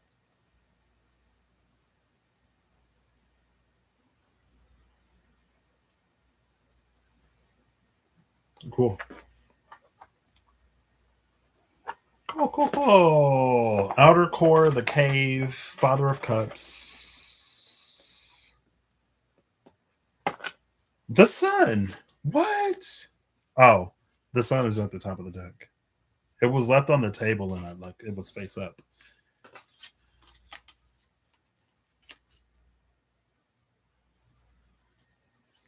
Cool. I had to look up recently why vitamin D is different for melanated folks, and it's because sunlight triggers the production of vitamin D, but melanin absorbs sunlight. It's like some part of sunlight. I don't know if it was the UV light. I think it was the UV light. It's triggered, vitamin D production is triggered by UV light, but melanin absorbs the UV light. So melanated folks need more sunlight because part of it is absorbed. And so less vitamin D is naturally produced.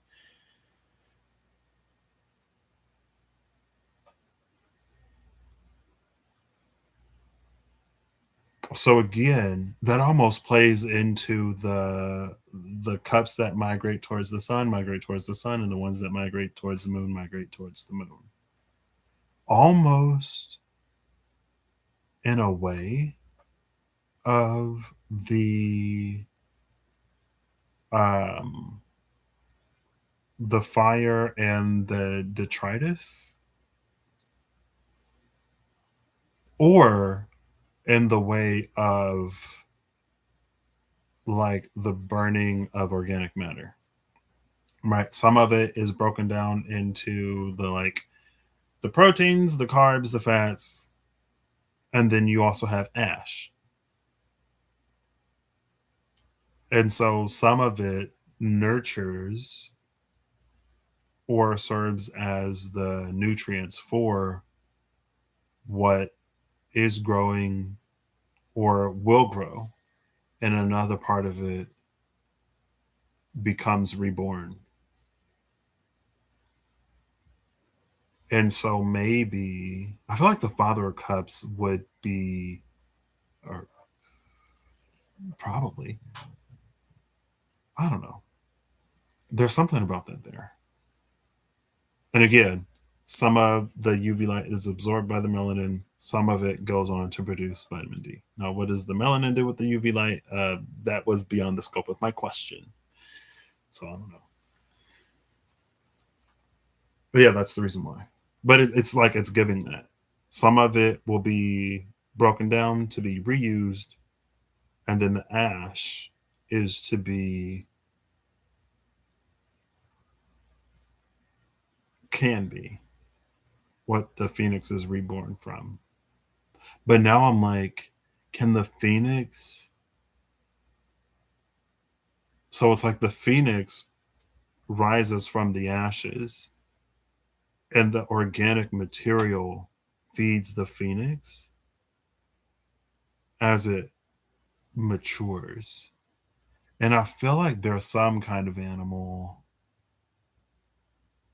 or maybe it's just the seed in general that does that. Maybe it's like I feel like it's also an animal, but maybe it's just seeds that like, as they like germinate, like there are certain nutrients that they take in through the roots, but there's also like sugars in the seed that the growing plant feeds on until it breaks the surface and then gets that gas exchange and the sunlight to begin to photosynthesize to begin to process sugars.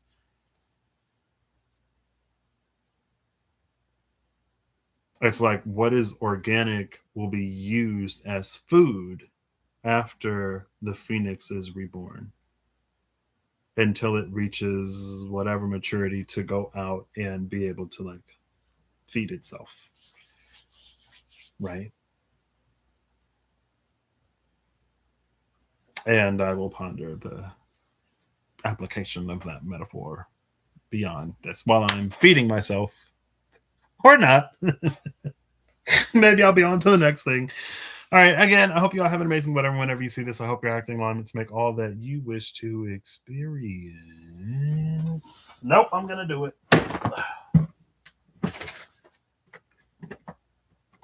I know, I'm sorry. There is a phoenix on the judgment card in this deck, the Astro Matrix Tarot. Um, I don't know. I could go for death.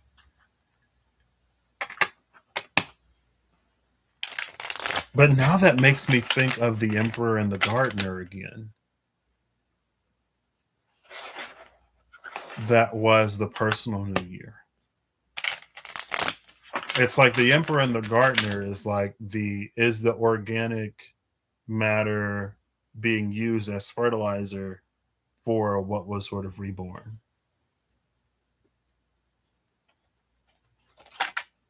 The Page of Wands flipped over immediately, which is the Herald of the Flame, awaken the brilliance we saw.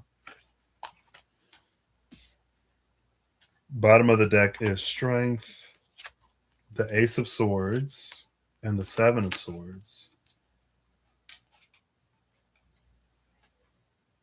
Strength, the Ace of Swords, and the Seven of Swords, with the Six of Pentacles under that Seven of Swords. It's very, again, it's the discerning one in the malaise with the joyous one under it. Where it's like, because this is a self read, will I be able to recognize which losses? And speaking of like the protection that has been, the fluid protection that's been on the journey, will I be able to recognize which losses aren't losses? Or maintain the capacity to see longer term which losses aren't losses? The Seven of Swords makes room to receive what is bestowed at the Six of Pentacles. But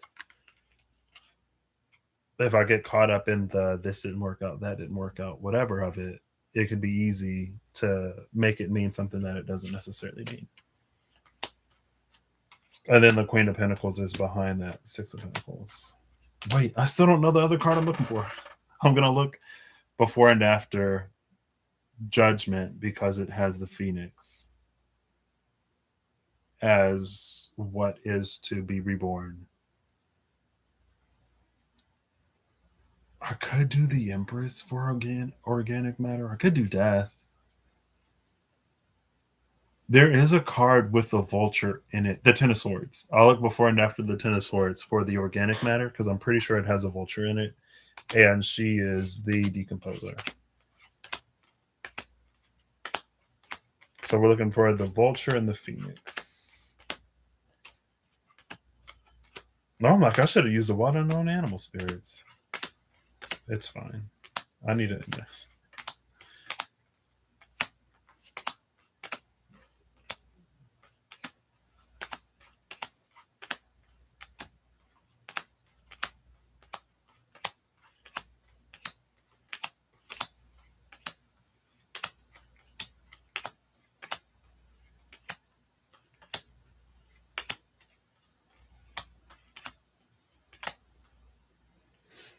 So the Ten of Cups.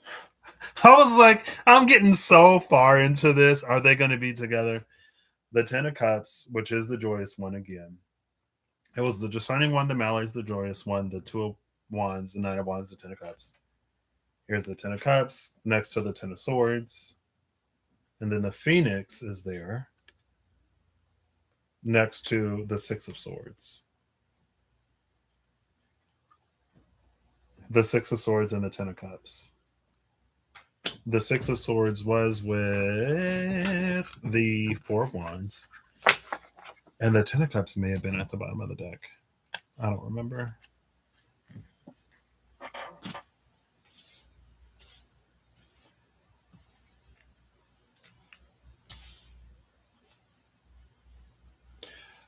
So I'm glad that these came out like referencing the other because it felt like that. Like what, like the organic material that remains is there to feed, at least initially, what is reborn. So the organic material is in between judgment and the Ten of Cups. What is reborn is in between the Six of Swords and the Ten of Swords.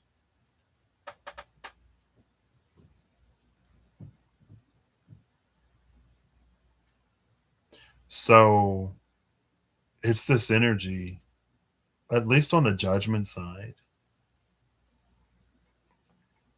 The organic material remains, but it may be used. It's like it's utilized in a way that it wasn't before. It nourishes, like neutralizes was stuck in my brain. It nourishes the reborn phoenix in a way that it didn't necessarily the creature before. I don't know. For some reason, that's what this Six of Swords has given me with this Ten of Swords, clarifying that. Then on this side,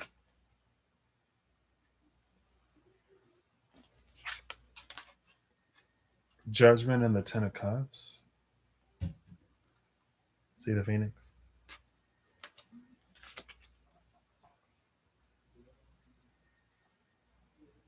It almost plays into it in this much of the same way. But it's like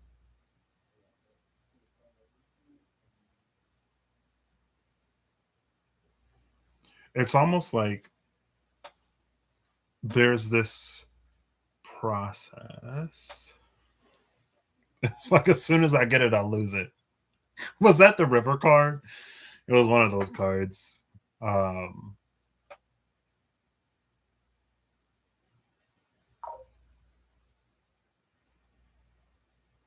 because it's like maybe it's giving me caterpillar. I think it's like there were some caterpillars that as they grow, they like eat like they shed their skin as they grow and they eat the old skin as like a nutrient. But it's like, girl, you get hacked.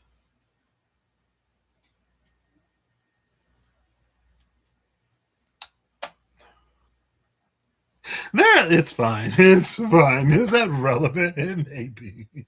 Maybe it's some.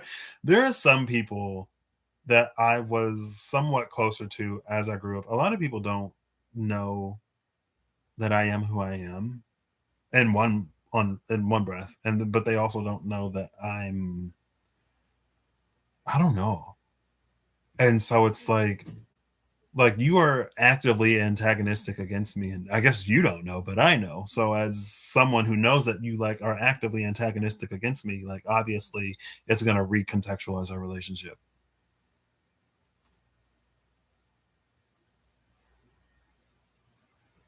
anyway.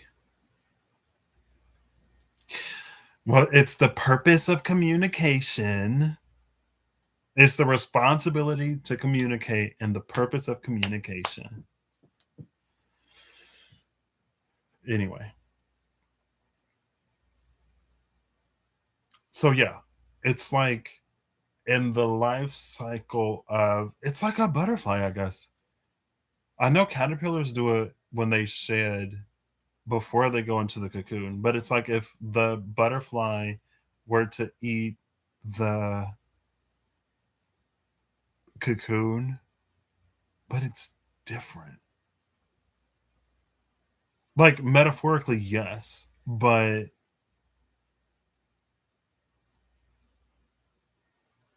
it's so like around what is reborn.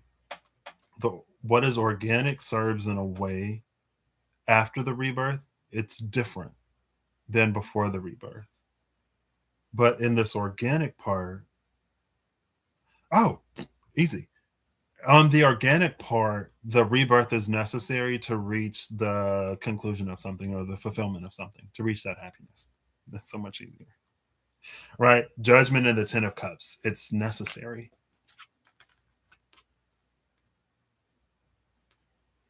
to go through this process. But on the other side, maybe this is why the clarity of the past, this is how the entanglement of memory unfolds in that quantum u. Because it's like, again, if there are experiences that someone has in the past, but they look at it through the lens of nostalgia or trauma, there's not a full picture of the past. And it's like there's something of the past that helps in the present to move towards the future. But it's almost like there's a part of it that sits in the side that's not seen. Right. So if someone's in nostalgia and they just completely forget about all the challenging stuff, it's like there's something that happened in the challenge or as a result of the challenge that is beneficial now moving forward. Maybe it would give somebody insight or foresight into something, and who they are now with that foresight would be able to accurately give a contingency type energy, or vice versa. Right? There was something that like actually was positive, beneficial, or helpful, but someone in their recollection of the past only sees the trauma. But if they were to recall the positive, beneficial, or helpful thing, it would also help in the present or moving into the future. With that clarity, it's like one would be able to see what it was something. With the clarity, one would be able to see the thing. This is the breakdown of that quantum U.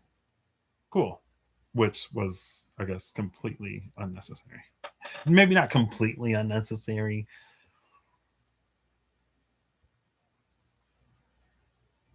Cool. And the Page of Wands is so like lighthearted and jovial that it doesn't get. It's like it doesn't get bogged down in the past of it. But again, that's that quantum U energy. It doesn't have to sacrifice one thing for the other. Anyway, this is a personal read. This is a self read. So if it ain't for you, it's not for you. And for Patrick, this ain't for you to project on everybody else. Because some people have been through things that are sufficiently traumatic enough that it is just leave it. Just leave it. Just leave it. If it ain't for you, don't take it. Because there are things that have happened to people that it's like there's no salvaging sort of this. We can just leave it where it is, or at the very least it would cause more harm than any potential good at this moment because of where someone is and what someone has access to, even if access is just like access to a safe space where someone could like fully unpack that and be present and like really like heal through it and stuff. If you ain't got that, don't.